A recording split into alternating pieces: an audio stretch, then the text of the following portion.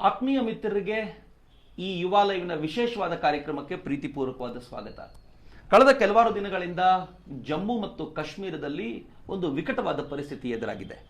ಯಾರು ಅಂದ್ಕೊಂಡಿರಲಿಲ್ಲ ಈ ದೇಶದ ಅಥವಾ ನರೇಂದ್ರ ಮೋದಿ ಅವರು ಏಕಾಏಕಿ ಜಮ್ಮು ಕಾಶ್ಮೀರದ ಸರ್ಕಾರದಿಂದ ಹೊರ ಬಂದ್ಬಿಡ್ತಾರೆ ಅಂತ ಯಾರೂ ಅಂದ್ಕೊಂಡಿರಲಿಲ್ಲ.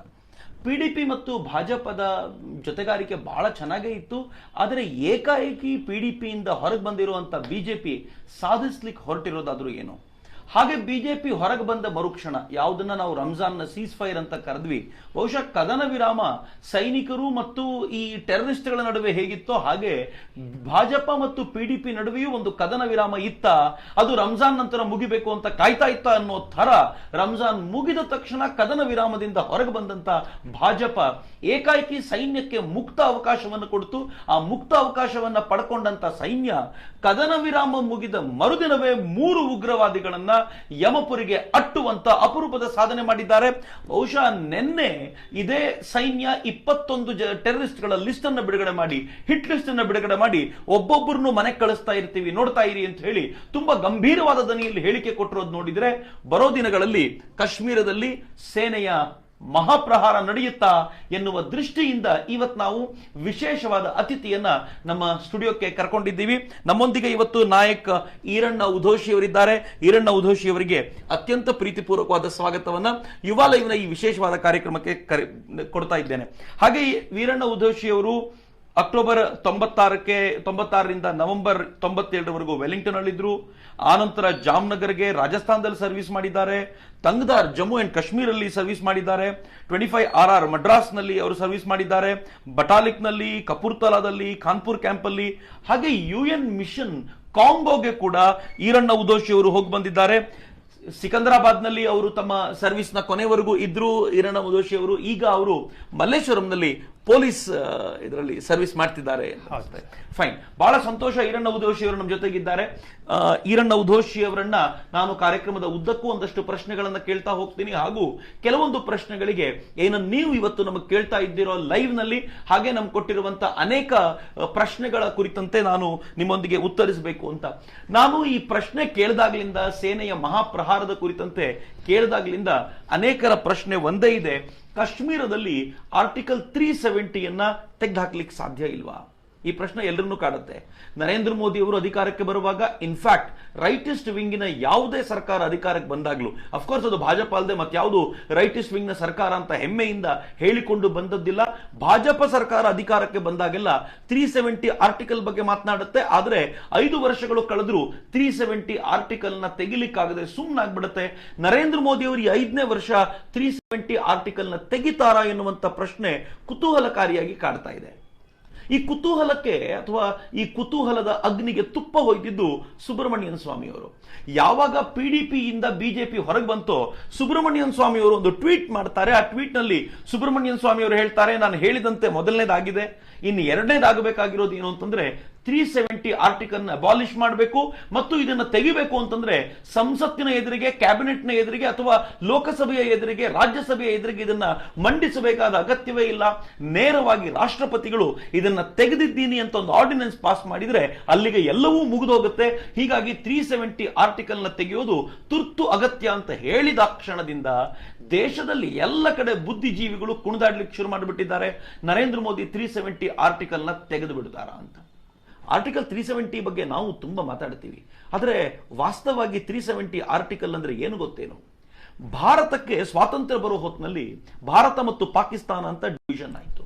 ಮುಸಲ್ಮಾನರೆಲ್ಲರೂ ಪಾಕಿಸ್ತಾನಕ್ಕೆ ಹೋಗಬೇಕು, ಹಿಂದೂಗಳೆಲ್ಲ ಭಾರತದಲ್ಲಿರಬೇಕು ಅಂತ ಹೇಳಿದಾಗ ಮಹಾತ್ಮ ಗಾಂಧಿಯ ತರದ ಕೆಲವರು ಏನ್ ಮಾಡಿದ್ರು, ಎಲ್ಲ ಮುಸಲ್ಮಾನರು ಹೋಗಬೇಕು ಅಂತ ನಾವೇನು ಆಗ್ರಹಿಸೋದಿಲ್ಲ. ಯಾವ್ಯಾವ ಮುಸಲ್ಮಾನರಿಗೆ ಭಾರತ ಪ್ರೀತಿ ಅನ್ಸುತ್ತೋ ಅವರೆಲ್ಲರೂ ಇಲ್ಲೇ ಇರಬಹುದು ಅನ್ನುವಂತ ಸದ್ಭಾವನೆಯ ಆಫರ್ ಕೊಟ್ಟರು. ಹೀಗಾದ್ರೂ ಕೂಡ 9 ಕೋಟಿಯಷ್ಟು ಮುಸಲ್ಮಾನರು ಭಾರತದಲ್ಲೇ ಉಳ್ಕೊಂಡ್ರು. ಅವತ್ತಿಗೆ ಅವರು ಮೈನಾರಿಟಿ ಸ್ಟೇಟಸ್ ಅನ್ನ ಕಳ್ಕೊಂಡು ಭಾರತದೊಂದಿಗೆ ಏಕರಸವಾಗಿ ಬದುಕುವಂತ ಅವಕಾಶ ಇತ್ತು. ಆದರೆ ಈ ದೇಶವನ್ನ ಆಳ್ವಿಕೆ ಮಾಡ್ತೀವಿ ಅನ್ಕೊಂಡಿದ್ದ ಕೆಲವು ರಾಜಕಾರಣಿಗಳು ಈ ಒಟ್ಟಾರೆ ತಥ್ಯವನ್ನ ಅರ್ಥೈಸಿಕೊಳ್ಳೋದ್ರಲ್ಲಿ ಸೋತೋದ್ರು. ಈ ದೇಶಕ್ಕೆ ರಾಜರುಗಳ ಒಂದೊಂದೇ ಜಾಗವನ್ನ ಅಥವಾ ಒಂದೊಂದೇ ಪ್ರಾವಿನ್ಸಸ್ ಅನ್ನ ಒಳಗೆ ಸೇರಿಸಿಕೊಳ್ಳುವ ಪ್ರಸಂಗ ಬಂದಾಗ ಸರ್ದಾರ್ ಪಟೇಲರು ಅತ್ಯಂತ ಕಠೋರವಾಗಿ ವರ್ತಿಸಿ ಎಲ್ಲ ರಾಜ್ಯಗಳನ್ನ ತಮ್ಮ ತೆಕ್ಕೆಗೆ ಹಾಕೊಳ್ತಾ ಹೋದ್ರು. 3 ರಾಜ್ಯಗಳು ಉಳ್ಕೊಂಡು, ಒಂದು ಜುನಾಗಢ, ಎರಡನೇದು ಹೈದರಾಬಾದ್ ಮತ್ತು ಮೂರನೇದು ಕಾಶ್ಮೀರ. ಜುನಾಗಢ ಮತ್ತು ಹೈದರಾಬಾದ್ ಅನ್ನ ತನ್ನ ತೆಕ್ಕೆಗೆ ಹಾಕೊಳ್ಳೇಬೇಕು ಅಂತ ಸ್ಪಷ್ಟ ನಿರ್ಣಯ ಮತ್ತು ಚಿಂತನೆಯನ್ನ, ದೂರಗಾಮಿ ದೃಷ್ಟಿಯನ್ನು ಇಟ್ಕೊಂಡಂತ ಪಟೇಲರು ಅದಕ್ಕೆ ತಕ್ಕಂತೆ ಕೆಲಸ ಮಾಡಿದ್ರು. ಹಾಗೆ ಕಾಶ್ಮೀರದ ಕುರಿತಂತೆಯೂ ಅವರಿಗೆ ಅಷ್ಟೇ ಆಸ್ಥೆ ಇತ್ತು. ಆದರೆ ಜವಾಹರ್ಲಾಲ್ ನೆಹರು ಕಾಶ್ಮೀರದ ಕುರಿತಂತೆ ಸ್ವಲ್ಪ ಹೆಚ್ಚು ಮೋಹಿತರಾಗಿದ್ದರು. ಹೀಗಾಗಿ ಕಾಶ್ಮೀರದ ವಿಚಾರವನ್ನ ಜವಾಹರ್ಲಾಲ್ ನೆಹರು ಹ್ಯಾಂಡಲ್ ಮಾಡ್ತಾ ಇದ್ರು. ಕಾಶ್ಮೀರದ ರಾಜ ತಾನು ಭಾರತಕ್ಕೆ ಸೇರಬೇಕು ಅಂತಂದಾಗ ಒಂದಷ್ಟು ನಿಯಮಾವಳಿಗಳನ್ನು ಹಾಕೊಂಡು ಭಾರತಕ್ಕೆ ಸೇರ್ಲಿಕ್ಕೆ ಒಪ್ಪಿಕೊಂಡ. ಆದರೆ 1947ರಲ್ಲಿ ಯುದ್ಧ ಶುರುವಾದಾಗ ಈ ದೇಶದಲ್ಲಿ ಒಂದು ಕಾನೂನನ್ನ ವಿಶೇಷವಾಗಿ ಜಮ್ಮು ಮತ್ತು ಕಾಶ್ಮೀರಕ್ಕೆ ಅಂತ ತರಲಾಯಿತು. ಅದನ್ನ ಆರ್ಟಿಕಲ್ 370 ಅಂತ ಕರೀತಾರೆ. ಆರ್ಟಿಕಲ್ 370ಯನ್ನ ಸಂವಿಧಾನಬದ್ಧವಾಗಿ ಒಂದು ಕಾನೂನಾಗಿ ರೂಪಿಸಿಕೊಂಡು ಅದನ್ನ ಟೆಂಪರರಿ ಆಗಿ ಇಟ್ಕೋಬೇಕು ಅನ್ನೋ ಪ್ರಯತ್ನ ಮಾಡಿದಾಗ ಈ ಆರ್ಟಿಕಲ್ 370ಯ ಕುರಿತಂತೆ ಒಂದು ದೊಡ್ಡ ಗಲಾಟೆ ನಡೀತು. ಇತ್ತೀಚೆಗೆ ನಾನೊಂದು ಆರ್ಟಿಕಲ್ನ ಈ ಕುರಿತಂತೆ ಓದ್ತಾ ಇದ್ದೆ. ಬಹುಶಃ ನಾದ್ವಿ ಅರೋರಾ ಅನ್ನುವಂತ ಒಬ್ಬ ಅಡ್ವೊಕೇಟ್ ಬರೆದಿರುವಂತ ಆರ್ಟಿಕಲ್. ಅವರು ಹೇಳ್ತಾರೆ, ಈ ಟೋಟಲ್ 370 ಆರ್ಟಿಕಲ್ನ ಕುರಿತಂತೆ, ಸಂವಿಧಾನದಲ್ಲಿ ಇದನ್ನು ಸೇರಿಸುವುದರ ಕುರಿತಂತೆ, ಇದನ್ನ ಟೆಂಪರರಿ ಆದ ಒಂದು ವ್ಯವಸ್ಥೆಯಾಗಿ ಇರುವುದರ ಕುರಿತಂತೆ ಅಂಬೇಡ್ಕರ್ ಅವರು ಧಿಕ್ಕರಿಸಿದ್ರು. ಇದರ ಡ್ರಾಫ್ಟ್ ಅನ್ನು ತಾನು ಮಾಡೋದಿಲ್ಲ ಅಂತ ಕೋಪಿಸಿಕೊಂಡು ಎದ್ದೋಗಿದ್ರು. ನೆಹರು ಬಿಟ್ರೆ ನಮ್ಮ ಇಡೀ ಕ್ಯಾಬಿನೆಟ್ ನಲ್ಲಿ ಪ್ರತಿಯೊಬ್ಬರು ಇದನ್ನು ಧಿಕ್ಕರಿಸಿದಾಗಲೂ ನೆಹರು ಮತ್ತೆ ಸರ್ದಾರ್ ಪಟೇಲ್ರನ್ನ ಕೇಳಿಕೊಂಡು ಸರ್ದಾರ್ ಪಟೇಲ್ರು ಎಲ್ಲರನ್ನೂ ಕನ್ವಿನ್ಸ್ ಮಾಡಿ ಸ್ವಲ್ಪ ದಿನಗಳ ಕಾಲ ಇದಿರಲಿ ಅಂತ ಹೇಳಿ ಎಲ್ಲಿಯವರೆಗೂ ಕಾಶ್ಮೀರದಲ್ಲಿ ಸಹಜ ಸ್ಥಿತಿ ಮರುಕಳಿಸೋದಿಲ್ವೋ ಅಲ್ಲಿವರೆಗೂ ಆರ್ಟಿಕಲ್ 370 ಇರಲಿ ಅಂತ. ಏನು ಆರ್ಟಿಕಲ್ 370 ಅಂತಂದ್ರೆ? ಆರ್ಟಿಕಲ್ 370 ಅಂತಂದ್ರೆ ಜಮ್ಮು ಕಾಶ್ಮೀರಕ್ಕೆ ಹೆಚ್ಚು ಕಡಿಮೆ ಸ್ವಾಯತ್ತತೆ ಕೊಟ್ಟಿರುವಂತ ಅಪರೂಪದ ಆರ್ಟಿಕಲ್ ಅದು. ಜಮ್ಮು ಕಾಶ್ಮೀರದ ಯಾರು ಮುಖ್ಯಮಂತ್ರಿ ಇರ್ತಾರೋ ಅವರು ಹೆಚ್ಚು ಕಡಿಮೆ ಜಮ್ಮು ಕಾಶ್ಮೀರದ ಪ್ರಧಾನಮಂತ್ರಿ ಆಗ್ತಾರೆ. ಜಮ್ಮು ಕಾಶ್ಮೀರಕ್ಕೆ ಪ್ರತ್ಯೇಕವಾದ ಒಂದು ಧ್ವಜ ಇರುತ್ತೆ. ಜಮ್ಮು ಕಾಶ್ಮೀರ ಭಾರತದೊಂದಿಗೆ ಏಕರಸವಾಗದೇ ಇರುವಂತೆ ಅದಕ್ಕೊಂದು ಪ್ರತ್ಯೇಕವಾದ ಸ್ಟೇಟಸ್ ಕೊಡೋದು ಆರ್ಟಿಕಲ್ 370. ಈ ಸ್ಟೇಟಸ್ನ ಆಧಾರದ ಮೇಲೆಯೇ, ಆರ್ಟಿಕಲ್ 370ಯ ಆಧಾರದ ಮೇಲೆ ಜಮ್ಮು ಕಾಶ್ಮೀರ ತನಗೆ ಬೇಕಾದ ಕಾನೂನುಗಳನ್ನು ಮಾಡಿಕೊಳ್ಳಬಹುದು ಎನ್ನುವಂತ ನಿಯಮವನ್ನು ಕೂಡ ಇದರಲ್ಲಿ ಸೇರಿಸಲಾಗಿದೆ. ಆದರೆ ಇದು ತಾತ್ಕಾಲಿಕವಾಗಿತ್ತು. ದುರದೃಷ್ಟಕರ ಸಂಗತಿ ಅಂತಂದ್ರೆ 52ರಲ್ಲಿ ಫಾರೂಕ್, ಶೇಖ್ ಅಬ್ದುಲ್ಲಾ ಮತ್ತು ಜವಾಹರ್ಲಾಲ್ ನೆಹರು ಸೇರ್ಕೊಂಡು ಇನ್ನೊಂದಷ್ಟು ಆಲೋಚನೆ ಮಾಡಿ, ಬಹಳ ಜನರಿಗೆ ಗೊತ್ತಿಲ್ಲದ ಸಂಗತಿ ಇದು, ಆರ್ಟಿಕಲ್ 35A ಇದಕ್ಕೆ ಇಂಟ್ರೊಡ್ಯೂಸ್ ಮಾಡಿದ್ರು. ಆರ್ಟಿಕಲ್ 35 ಸೆಕ್ಷನ್ 35A, ಈ ಆರ್ಟಿಕಲ್ ಒಳಗೆ ಒಂದು ಸೆಕ್ಷನ್ ತಂದ್ರು. ಈ ಸೆಕ್ಷನ್ 35A ಏನ್ ಹೇಳುತ್ತೆ ಅಂತಂದ್ರೆ, ಜಮ್ಮು ಕಾಶ್ಮೀರಕ್ಕೆ ಅದರದ್ದೇ ಅದೊಂದು ಕಾಶ್ಮೀರಿಯತ್ತಿದೆ, ಅದರದ್ದೇ ಅದೊಂದು ಮೂಲ ಸ್ವರೂಪ ಇದೆ. ಆ ಸ್ವರೂಪವನ್ನು ಹಾಳು ಮಾಡಬಾರದು ಅಂತಂದ್ರೆ ಜಮ್ಮು ಕಾಶ್ಮೀರದಲ್ಲಿ ಯಾರು ಪರ್ಮನೆಂಟ್ ರೆಸಿಡೆಂಟ್ ಅಂತ ಗುರುತಿಸುವಂತ ಜವಾಬ್ದಾರಿಯನ್ನ ಅಲ್ಲಿನ ಸರ್ಕಾರಕ್ಕೆ ಕೊಡಬೇಕು ಅಂತ ಹೇಳಲಾಯಿತು. ಕರ್ನಾಟಕದ ಪರ್ಮನೆಂಟ್ ರೆಸಿಡೆಂಟ್ ಅಂತ ಯಾರು ಇರ್ಲಿಕ್ಕೆ ಸಾಧ್ಯ ಇಲ್ಲ. ಯಾರಾದ್ರೂ ಉತ್ತರ ಪ್ರದೇಶದಿಂದ ಬಂದು ಕರ್ನಾಟಕದಲ್ಲಿ ಇರಬಹುದು, ತಮಿಳುನಾಡಿನವರು ಬಂದು ಮಧ್ಯಪ್ರದೇಶದಲ್ಲಿ ಇರಬಹುದು, ಯಾವ ತೊಂದರೆಯೂ ಇಲ್ಲ. ಆದರೆ ಜಮ್ಮು ಕಾಶ್ಮೀರಕ್ಕೆ ಮಾತ್ರ ವಿಶೇಷವಾದ ಸವಲತ್ತನ್ನು ಕೊಟ್ಟು ಪರ್ಮನೆಂಟ್ ರೆಸಿಡೆಂಟ್ಗಳ ಒಂದು ಕಲ್ಪನೆಯಲ್ಲಿ ತರಲಾಯಿತು. ಎರಡನೇದು ಆರ್ಟಿಕಲ್ ಸೆಕ್ಷನ್ 35A ಅದೇನು ಇನ್ಕ್ಲೂಡ್ ಮಾಡಿತ್ತೋ ಅದರ ಪ್ರಕಾರ ಜಮ್ಮು ಕಾಶ್ಮೀರದಲ್ಲಿ ಹೊರಗಡೆಯವರು ಯಾರು ಜಾಗ ತೆಗೆದುಕೊಳ್ಳುವಂತಿಲ್ಲ ಅಂತ ರೂಲ್ ಮಾಡಲಾಯಿತು. ಮೂರನೇದು, ಜಮ್ಮು ಮತ್ತು ಕಾಶ್ಮೀರದಲ್ಲಿ ಬೇರೆಯವ್ರಿಗೆ ಯಾರಿಗೂ ಸರ್ಕಾರಿ ನೌಕರಿ ಸಿಗುವಂತಿಲ್ಲ ಅಂತ ಮಾಡಲಾಯಿತು. ನಾಲ್ಕನೇದು, ಜಮ್ಮು ಕಾಶ್ಮೀರದ ಹೆಣ್ಮಗಳೇನಾದ್ರೂ ಹೊರಗಡೆ ಯುವಕನನ್ನ ಮದುವೆ ಆದರೆ ಅವಳಿಗೆ ಹುಟ್ಟುವ ಮಗನಿಗೆ ಜಮ್ಮು ಮತ್ತು ಕಾಶ್ಮೀರದಲ್ಲಿ ಯಾವ ಅಧಿಕಾರವೂ ಇಲ್ಲ ಅನ್ನುವಂತ ಈ ಎಲ್ಲ ನಿಯಮಗಳನ್ನು ಸೇರಿಸಿ ಆರ್ಟಿಕಲ್ 370 ಏನು ವೀಕ್ ಆಗ್ತಾ ಬರಬೇಕಿತ್ತು ಕಾಲಕ್ರಮದಲ್ಲಿ, ಅದಕ್ಕೆ 35A ಸೇರಿಸಿ ಇನ್ನೂ ಸ್ಟ್ರಾಂಗ್ ಮಾಡಲಾಯಿತು. ಸ್ಟ್ರಾಂಗ್ ಮಾಡಿದಾಗ ಸುಮ್ಮನೆ ಮಾಡಲಿಲ್ಲ, ಇದನ್ನ ಟೆಂಪರರಿ ಅಂತ ಹೇಳಿಯೇ ಮಾಡಲಾಯಿತು. ಆದರೆ ಟೆಂಪರರಿ ಆಗಿ ಅಂದರೆ ಎಷ್ಟು ವರ್ಷಗಳ ಕಾಲ, ಎಷ್ಟು ದಿನಗಳ ಕಾಲ ಎನ್ನುವಂತ ಯಾವ ಚಿಂತನೆಯನ್ನು ಇಡದೆ ಮಾಡಲಾಯಿತು. ಮಿತ್ರ, ಇದರ ಹಿಂದೆ ಇನ್ನೊಂದು ಗಂಭೀರವಾದ ಸಂಗತಿ ಅಂದ್ರೆ, ಸುಬ್ರಹ್ಮಣ್ಯನ್ ಸ್ವಾಮಿಯವರು ಮಾಡಿರುವಂತ ಟ್ವೀಟಿಗೆ ಪೂರಕವಾಗಿ ಒಂದು ಸಂಗತಿಯನ್ನು ಹೇಳಬೇಕು ಅಂತಂದ್ರೆ, ಅವತ್ತು ಜವಾಹರ್ಲಾಲ್ ನೆಹರು ಇದನ್ನ ಯಾರನ್ನೂ ಕೂಡ ಕೇಳದೆ ರಾಷ್ಟ್ರಪತಿಯಿಂದ ಅಂಕಿತ ಹಾಕಿಸಿಕೊಂಡು ಇದನ್ನ ಸಂವಿಧಾನದಲ್ಲಿ ಸೇರಿಸಿಬಿಟ್ಟರು. ಸಂವಿಧಾನಕ್ಕೆ ಧಕ್ಕೆ ಬಂದಿದೆ, ಸಂವಿಧಾನವನ್ನ ಗಾಳಿಗೆ ತೂರ್ತಾ ಇದ್ದಾರೆ, ಎಲ್ಲರೂ ಹಾಗೆ ಮಾಡ್ತಾರೆ ಹೀಗೆ ಮಾಡ್ತಾರೆ ಅಂತ ಮನಸ್ಸಿಗೆ ಬಂದಂಗೆಲ್ಲ ಕಾಂಗ್ರೆಸ್ ಮಾತನಾಡುತ್ತಲ್ಲ. ಆದ್ರೆ ಒಂದೇ ಒಂದು ಪ್ರಶ್ನೆ ನಾನು ಕೇಳಲಿಕ್ಕೆ ಇಚ್ಛೆ ಪಡೋದು ಏನು ಅಂತಂದ್ರೆ, ರಾಷ್ಟ್ರಪತಿಯವರನ್ನ ಮುಂದಿಟ್ಕೊಂಡು ಏಕಾಏಕಿ ಈ ತರದೊಂದು ಸಂವಿಧಾನವನ್ನೇ ತಿದ್ದುವಂತ, ಬದಲಾಯಿಸಬಲ್ಲಂತ ಕೆಲಸವನ್ನ ಮಾಡಬಹುದಾ ಎನ್ನುವ ಪ್ರಶ್ನೆಗೆ ಸರಿಯಾಗಿ ಇವತ್ತು ಸುಬ್ರಹ್ಮಣ್ಯನ್ ಸ್ವಾಮಿಯವರು ಟ್ವೀಟ್ ಮಾಡಿದ್ದಾರೆ. ನಾನು ಇದನ್ನ ಆರಂಭಿಕ ಚಿಂತನೆಯಾಗಿ ನಿಮ್ಮ ಮುಂದೆ ಪ್ರೆಸೆಂಟ್ ಮಾಡಲಿಕ್ಕೆ ಪ್ರಯತ್ನ ಪಡ್ತೀನಿ. ಹೀಗಾಗಿ ಆರ್ಟಿಕಲ್ 370ನ ಸ್ಕ್ರಬ್ ಮಾಡಬೇಕು ಅಂತಂದ್ರೆ ಅದರಲ್ಲಿ ಮೇಜರ್ ಪೋರ್ಷನ್ ಇರೋದು ಸೆಕ್ಷನ್ 35A.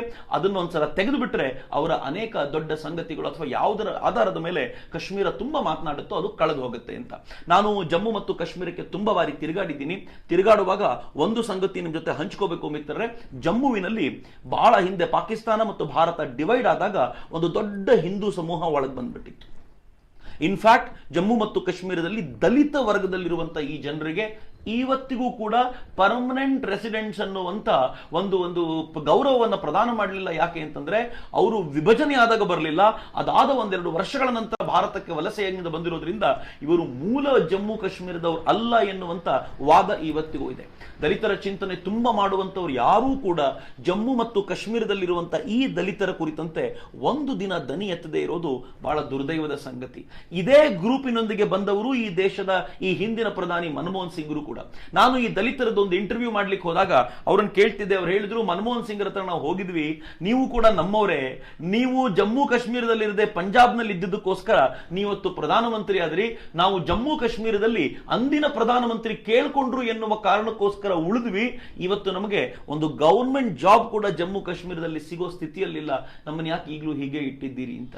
ಜಮ್ಮು ಕಾಶ್ಮೀರದಲ್ಲಿ ಈ ತರದ ಡಿಸ್ಪ್ಯಾರಿಟಿಗಳು ಬಹಳ ಇವೆ. ಈ ಡಿಸ್ಪ್ಯಾರಿಟಿಗಳನ್ನು ಹೋಗಲಾಡಿಸುವಂತ ಸಮರ್ಥವಾದ ಸಮಯ ಬಂದಿದೆ. ಹಾಗಂತ ಇದರ ಪ್ರಯತ್ನ ಯಾರು ಮಾಡಲಿಲ್ವಾ? Many have done it. ಎರಡು ಪಿಟಿಷನ್ ಹಾಕಿದ್ರು. ಒಂದು NGO ಪಿಟಿಷನ್ ಹಾಕ್ತು. ಆ ಪಿಟಿಷನ್ ಪ್ರಕಾರ ಹೇಳ್ತು, ಕಾಶ್ಮೀರದ ಕುರಿತಂತೆ ಇದೇನು ಆರ್ಟಿಕಲ್ 370 ಆಗಲಿ, ಇದನ್ನ ಸೆಕ್ಷನ್ 35 ಆಗಲಿ, ಇದರ ಸಂವಿಧಾನವನ್ನಾಗಲಿ ರಚಿಸಿದ್ದು 4 ಕಾಶ್ಮೀರದ ಪ್ರಮುಖರು ಕುಳಿತುಕೊಂಡು, ಅದರಲ್ಲಿ ಜಮ್ಮುವಿಗೆ ಸ್ಥಾನವೇ ಇರಲಿಲ್ಲ, ಇಂಥದ್ರಲ್ಲಿ ಇದನ್ನ ಒಪ್ಪಿಕೊಳ್ಳೋದು ಸಾಧ್ಯವೇ ಇಲ್ಲ ಅಂತ. ಎರಡನೇದು, ಒನ್ ಇಂಡಿಯಾ ಎನ್ನುವಂತ ಕಲ್ಪನೆ ಏನಿದೆಯಲ್ಲ, ಏಕರಸ ಭಾರತ, ಆ ಕಲ್ಪನೆಗೆ ಈ ಕಾನೂನೇ ಸೂಟ್ ಆಗೋದಿಲ್ಲ, ಇದನ್ನು ತೆಗಿಬೇಕು ಅಂತ ಒಂದು ಸುಪ್ರೀಂ ಕೋರ್ಟ್ ನಲ್ಲಿ ಪಿಟಿಷನ್ ಇತ್ತು. ಎರಡನೇ ಪಿಟಿಷನ್ ಇನ್ನೊಂದು ಇದಕ್ಕೆ ಆಡ್ ಮಾಡಲಾಗಿದೆ. ಇದೇನು ಅಂತಂದ್ರೆ, ಈ ಪರ್ಮನೆಂಟ್ ರೆಸಿಡೆಂಟ್ ಸರ್ಟಿಫಿಕೇಟ್ ಏನ್ ಕೊಡ್ತಾರೆ ಅದರ ಆಧಾರದ ಮೇಲೆ ಜಮ್ಮು ಕಾಶ್ಮೀರದ ಹೆಣ್ಣು ಮಕ್ಕಳು ಹೊರಗಡೆ ಮದುವೆ ಆದಾಗ ಅವ್ರ ಮಕ್ಕಳಿಗೆ ಯಾವ ಅಧಿಕಾರ ಇಲ್ಲದಂತಾಗೋದು ತಪ್ಪು ಅನ್ನುವುದರ ಕುರಿತಂತೆಯೂ ಕೂಡ ಈಗ ವ್ಯಾಪಕವಾದ ಚರ್ಚೆ ನಡೀತಾ ಇದೆ. ಸುಪ್ರೀಂ ಕೋರ್ಟ್ ನಲ್ಲಿ ಸದ್ಯದಲ್ಲೇ ಇದು ಹಿಯರಿಂಗ್ಗೆ ಬಂದರೂ ಕೂಡ ಅಚ್ಚರಿ ಪಡಬೇಕಾಗಲಿಲ್ಲ. ಮಿತ್ರ, ಇವಿಷ್ಟು ಒಟ್ಟಾರೆ ಆರ್ಟಿಕಲ್ 370 ಮತ್ತು ಅದರ ಸೆಕ್ಷನ್, ಅದರ ಅಡಿಯಲ್ಲಿ ಬರುವಂತಹ 35A ಕುರಿತಂತೆ ಮಾಹಿತಿ. ಇದನ್ನ ಮಾಹಿತಿಯಾಗಿ ನಿಮ್ಮೆದುರಿಗೆ ಕೊಟ್ಟಿದ್ದಷ್ಟೇ. ಆದರೆ ಸರ್ಕಾರ ಇದನ್ನ ತೆಗೆಯಬಲ್ಲಂತ ಛಾತಿ ತೋರಿಸುತ್ತಾ ಎನ್ನುವ ಪ್ರಶ್ನೆಗೆ ಸದ್ಯಕ್ಕಂತೂ ಉತ್ತರ ಇಲ್ಲ. ಗೊತ್ತಿಲ್ಲ ಏನಾಗುತ್ತೆ ಅಂತ ಕೇಳಬೇಕು. ನಮ್ಮೊಂದಿಗೆ ಈರಣ್ಣ ಉಧೋಶಿ ಅವರಿದ್ದಾರೆ. ನಾನು ಅನೇಕ ಸಂಗತಿಗಳನ್ನು ಅವರನ್ನು ಕೇಳಬಾರದು ಅನ್ನೋ ಕಾರಣಕ್ಕೋಸ್ಕರವೇ ನಾನೇ ನಿಮ್ಗೆ ಹೇಳ್ತಿದ್ದೀನಿ. ಯಾಕೆಂದ್ರೆ ಅವರು ಈ ಸೆಕ್ಷನ್ಗಳು, ಆರ್ಟಿಕಲ್ಗಳಿಗಿಂತ ಹೆಚ್ಚು ಗ್ರೌಂಡ್ ಲೆವೆಲ್ ನಲ್ಲಿ ಕಾಶ್ಮೀರದ ಸ್ಥಿತಿಯನ್ನ, ಜಮ್ಮುವಿನ ಸ್ಥಿತಿಯನ್ನ ತುಂಬಾ ಸ್ಪಷ್ಟವಾಗಿ ಹೇಳಬಲ್ಲವರು. ಇನ್ಫ್ಯಾಕ್ಟ್ ಅವರು ಒಂದು ಫೈಟ್ ಅಲ್ಲಿದ್ರು, ಒಂದು ಆಪರೇಷನ್ ಅಲ್ಲಿದ್ರು, ಆಪರೇಷನ್ ಸರ್ಪ ವಿನಾಶ್ ಅಂತ. ಕೇಳಿದ್ರೆ ರೋಮಾಂಚನವಾಗುವಂತಹ ಸಂಗತಿ. ನಾನು ಮುಂದಿನ ಪ್ರಶ್ನೆಗೆ ಹೋಗೋಕ್ಕಿಂತ ಮುಂಚೆ ಈರಣ್ಣ ಉಧೋಶಿ ಅವರು, ನಾಯಕ್ ಈರಣ್ಣ ಉಧೋಶಿ ಅವರು ಸರ್ಪ ವಿನಾಶ್ನ ಕುರಿತಂತೆ ಒಂದು 4 ಮಾಹಿತಿ ನಮ್ಮ ವೀಕ್ಷಕರಿಗೆ ಕೊಡಬಹುದಾ? ದಯವಿಟ್ಟು. ವೀಕ್ಷಕರೇ, ಇಂದಿನ ದಿನದಲ್ಲಿ ನಾವು ಭಾರತ ದೇಶದಲ್ಲಿ ನಡೆಯುವಂತ ಆಗುಹೋಗುಗಳನ್ನು ನೋಡುತ್ತಿದ್ದೇವೆ. ಈ ಆಗುಹೋಗುಗಳಲ್ಲಿ 2001, 2002ರಲ್ಲಿ ಆಪರೇಷನ್ ವಿನಾಶ್, ಆಪರೇಷನ್ ಸರ್ಪ ವಿನಾಶ್ ಇದು ಬಂದ್ಬಿಟ್ಟು ಪೀರ್ ಪಂಜಾಲ್ ಏರಿಯಾದಲ್ಲೇ ಆಯಿತು. ಸುರನ್ಕೋಟದಿಂದ 6 ಸೆಕ್ಟರ್ ಈ ಆಪರೇಷನ್ ಅನ್ನ ಲಾಂಚ್ ಮಾಡಿದ್ರು. ಇದಕ್ಕೆ ಆಪರೇಷನ್ ಲಾಂಚ್ ಮಾಡೋಕೆ ಮುಂಚೆ 3 ತಿಂಗಳು ಮೊದಲು ಬಂದ್ಬಿಟ್ಟು ಇದನ್ನ ಸರ್ಚ್ ಮಾಡಿದ್ರು. ಸರ್ಚ್ ಮಾಡಿ ಅಲ್ಲಿರುವಂತ ಪೀರ್ ಪಂಜಾಲ್ ಏರಿಯಾ ಹೆಂಗೆ ಅಂತಂದ್ರೆ, ನಮಗೆ ಕರ್ನಾಟಕ ಹೆಂಗೆ ಬೆಂಗಳೂರು ರಾಜಧಾನಿ, ಹಂಗೆ ಪೂರ್ತಿ ಜಮ್ಮು ಕಾಶ್ಮೀರಕ್ಕೆ ಅದು ಒಂದು ಉಗ್ರವಾದಿಗಳ ಅಡ್ಡ ಆಗಿತ್ತು. ಅವರಿಗೆ ಬರುವಂತ ಎಲ್ಲಾ ಸಲಕರಣೆಗಳು ಸರ್ವೇ ಸಾಧಾರಣವಾಗಿ ತಗೊಂಡ್ ಬರ್ತಾ ಇದ್ರು. ಯಾಕಂತಂದ್ರೆ 4 ಕಡೆಗೆ ಸೈನ್ಯ ಇತ್ತು, ಆದ್ರೆ ರಾತ್ರಿ ಕಬಳಿಸ್ಕೊಂಡು ಬಂದು ಮೇಲೆ ಏರ್ಕೊಂಡು ಬೆಟ್ಟದ ಒಳಗಡೆ ಇರ್ತಾ ಇದ್ರು ಅವರು. ಅಲ್ಲಿ ಇರುವಂತ ಪರಿಸ್ಥಿತಿ ಹೆಂಗಂತಂದ್ರೆ, ಅಲ್ಲಿ ಅವ್ರಿಗೆ ವಾಲಿಬಾಲ್ ಗ್ರೌಂಡ್ ಇತ್ತು ಆಡೋದಕ್ಕೆ, ಮತ್ತೆ ಎಲ್ಲ ಡೋಕ್ಸ್ಗಳಿದ್ವು.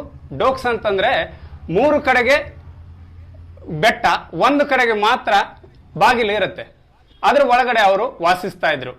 ತುಂಬಾ ಹತ್ತಿರದಲ್ಲಿ ಹೋದ್ರೂ ಕೂಡ ಗೊತ್ತಾಗ್ತಾ ಇರಲಿಲ್ಲ ಆ ಒಂದು ಸನ್ನಿವೇಶ.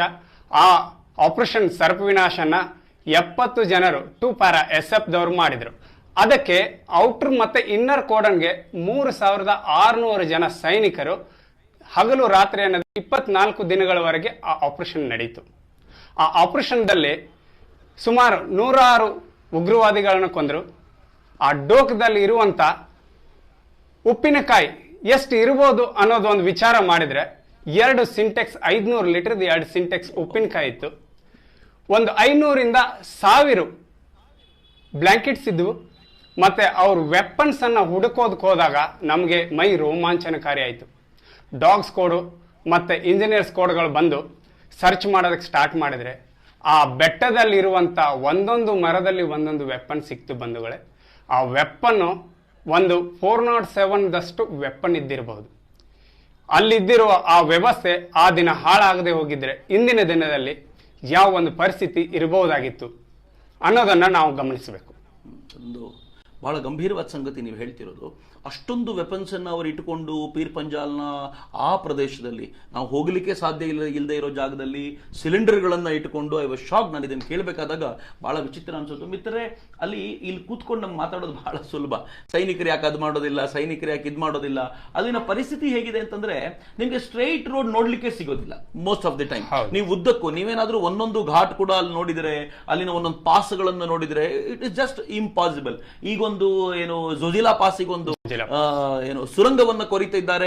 ಇದು ನಮ್ಮ ಟೋಟಲ್ ಟೈಮ್ ಅನ್ನ ಡಿಕ್ರೀಸ್ ಮಾಡುತ್ತೆ ಅನ್ನೋದು ಈಗ ಆಫ್ಟರ್ 70 ಇಯರ್ಸ್ ಭಾರತ ಇದರ ಕುರಿತಂತೆ ಯೋಚನೆ ಮಾಡ್ತಿದೆ ಅನ್ನೋದು ದುರ್ದೈವದ ಸಂಗತಿ. ಮಲ್ಲಿಕಾರ್ಜುನ್ ಪಾಟೀಲ್ ಮತ್ತು ವಿ ವಿಕ್ರಮ್ ಅವರು ನನಗೆ 370 ಆರ್ಟಿಕಲ್ ಬಗ್ಗೆ ಕೇಳಿದ್ರು, ಅದಕ್ಕೆ ಉತ್ತರ ಕೊಡ್ಲಿಕ್ಕೆ ಸಾಧ್ಯ ಆಗಿದೆ ಅಂತ ಭಾವಿಸ್ತಾ ಇದ್ದೇನೆ. ನಾನು ಈರಣ್ಣ ಉದೋಶಿ ಅವರನ್ನು ಕೇಳಬೇಕು. ಒಂದು ಪ್ರಶ್ನೆಯನ್ನ ಸಂಜಯ್ ಎನ್ ಮೊಗವೀರ್ ಮತ್ತು ಶಶಿಕಲಾ ಅವರು ಆಲ್ಮೋಸ್ಟ್ ಸೇಮ್ ಪ್ರಶ್ನೆ ಇದೆ, ಇಲ್ಲೂ ಅನೇಕರು ಅದೇ ಪ್ರಶ್ನೆಗಳನ್ನು ಕೇಳ್ತಿದ್ದಾರೆ. ಇವತ್ತು ನಾವೇನ್ ಮಾಡ್ತಿದ್ದೀವಿ, ಈ ಸೈನಿಕರು ಅವರನ್ನ ಬಡಿಯೋದು, ಹೊಡೆಯೋದು ಅಥವಾ ಕೊಲ್ಲೋದು, ಇದರ ಮೂಲಕ ಈ ಕಣಿವೆಯಲ್ಲಿ ಶಾಂತಿ ನೆಲೆಸಬಲ್ಲದ ಅಥವಾ ಬೇರೆ ಯಾವುದಾದ್ರೂ ದಾರಿ ಇದೆಯಾ ಅಂತ ಪ್ರಶ್ನೆ ಕೇಳ್ತಿದ್ದಾರೆ. ಒಳ್ಳೆ ಪ್ರಶ್ನೆ ಬಂಧುಗಳೇ. ಇದಕ್ಕೆ ಎಲ್ಲರೂ ತಿಳಿದ ಹಾಗೆ ನಾವು ಮಾನವರ ತರ ಇರೋಣ. ನಮ್ಮ ಜಮ್ಮು ಕಾಶ್ಮೀರ ನಮ್ಮದೇ, ತಾಯಿ ಭಾರತೀಯ ಕಿರೀಟ. ಹಾಗಾಗಿ ಇದಕ್ಕೆ 2005ರಲ್ಲಿ ಸದ್ಭಾವನಾ ಅಂತ ಅನ್ನೋದನ್ನ ಒಂದು ಗೌರ್ಮೆಂಟ್ ರಚಿಸಿತು. ಅದನ್ನು ಮಿಲಿಟರಿ ಕೈಯಲ್ಲಿ ಕೊಟ್ಟಿತು. ಅದನ್ನ ಅಲ್ಲಿ ಇರುವಂತ ಪ್ರತಿಯೊಬ್ಬ ಪ್ರಜೆಗೂ ತಲುಪಿಸೋದಕ್ಕಾಗಿ. ಯಾಕಂತಂದ್ರೆ ಇಂದಿನ ದಿನದಲ್ಲಿ ಕೂಡ ಅವರು ನಮ್ಮ ಊರಿನ ಒಂದು ವ್ಯವಸ್ಥಿತಿ ನೋಡ್ಬೇಕಂತಂದ್ರೆ ಅವರು 25 ವರ್ಷದ ಹಿಂದೆ ಇದ್ದಾರೆ. ಹಾಗಾಗಿ ಅವರಿಗೆ ನಮ್ಮ ತರ ಜೀವಿಸೋ ಒಂದು ಜೀವನ ಸಿಗಲಿ ಅನ್ನೋ ಒಂದು ಅಭಿಲಾಷೆಗೋಸ್ಕರ ಸದ್ಭಾವನಾ ಅನ್ನೋದು ಸರ್ಕಾರ ರಚನಾತ್ಮಕ ಮಾಡಿತು. ಅದನ್ನು ಮಿಲಿಟರಿ ಅವರು ಶುರು ಮಾಡಿದ್ರು. ಅದಕ್ಕೆ ಕೋಟ್ಯಾಂತರ ರೂಪಾಯಿ ಖರ್ಚಾಯಿತು. ಒಂದು ಉದಾಹರಣೆ ತಗೊಳ್ತೀನಿ, ಈ ವಿಷಯಕ್ಕೆ ಸಂಬಂಧಪಟ್ಟಿರೋರಿಗೆ ಬೇಗ ಅರ್ಥ ಆಗೋದಕ್ಕೆ. ಇವಾಗ ನಾವು ಜಿಯೋ ಸಿಮ್ ಕಾರ್ಡನ್ನು ಉಪಯೋಗಿಸ್ತೀವಿ. ಮೊದಲು 250 ರೂಪಾಯಿ 4 GB ಬರ್ತಾ ಇತ್ತು. ಯಾರು ಅಷ್ಟು ಉಪಯೋಗಿಸ್ತಾ ಇರಲಿಲ್ಲ ಬಂಧುಗಳೇ. 250 ರೂಪಾಯಿಗೆ ಒಂದು ತಿಂಗಳಿಗೆ 4 GB ಇತ್ತು. ಒಂದು ತಿಂಗಳಿಗೆ 4 GB ಇತ್ತು.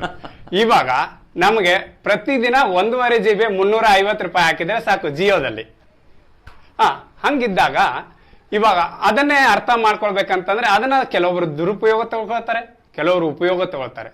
ಉಪಯೋಗ ತಗೊಳ್ಳೋರು ಮುಂದಾಗ್ತಾರೆ, ದುರುಪಯೋಗ ತಗೊಳ್ಳೋರು ಹಿಂದ್ಗಡೆ ಇರ್ತಾರೆ. ಯಾಕೆ ಅಂತಂದ್ರೆ ನಾನು ಫೇಸ್ಬುಕ್ ಮತ್ತೆ ವಾಟ್ಸಪ್, ಟ್ವಿಟರ್ ಇದರಲ್ಲಿನೇ ನನ್ನ ಜೀವನ ಮುಗಿಸ್ತೀನಿ, ದುರುಪಯೋಗ ತಗೊಳ್ತಾರೆ. ಅಂದ್ರೆ ನೀವು ಹೇಳ್ತಿರೋದು ಸದ್ಭಾವನಾ ಏನು ಸೈನ್ಯ ಮಾಡಿತ್ತು ಅದರ ದುರುಪಯೋಗವನ್ನು ದುರುಪಯೋಗ ತೆಗೆದುಕೊಂಡು ಬೆಳೆದು ನಿಂತು ಬಿಟ್ರು ಈಗ ಅನ್ನಿಸ್ತಿರೋದು. ಹೌದು, ಮೇ ಬಿ ಬಹುಶಃ ಗಮನಿಸಬೇಕಾಗಿರೋದು ಅವ್ರಿಗೆ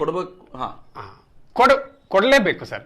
ಯಾಕಂತಂದ್ರೆ ಮುಂದಿನ ದಿನಗಳು ಅದರನ್ನ ಯಾವ ತರ ಫಲತ್ವ ತಗೊಳುತ್ತೆ, ವಿಫಲತ್ವ ತಗೊಳುತ್ತೆ ಅನ್ನೋದು ಗೊತ್ತಾಗಲ್ಲ.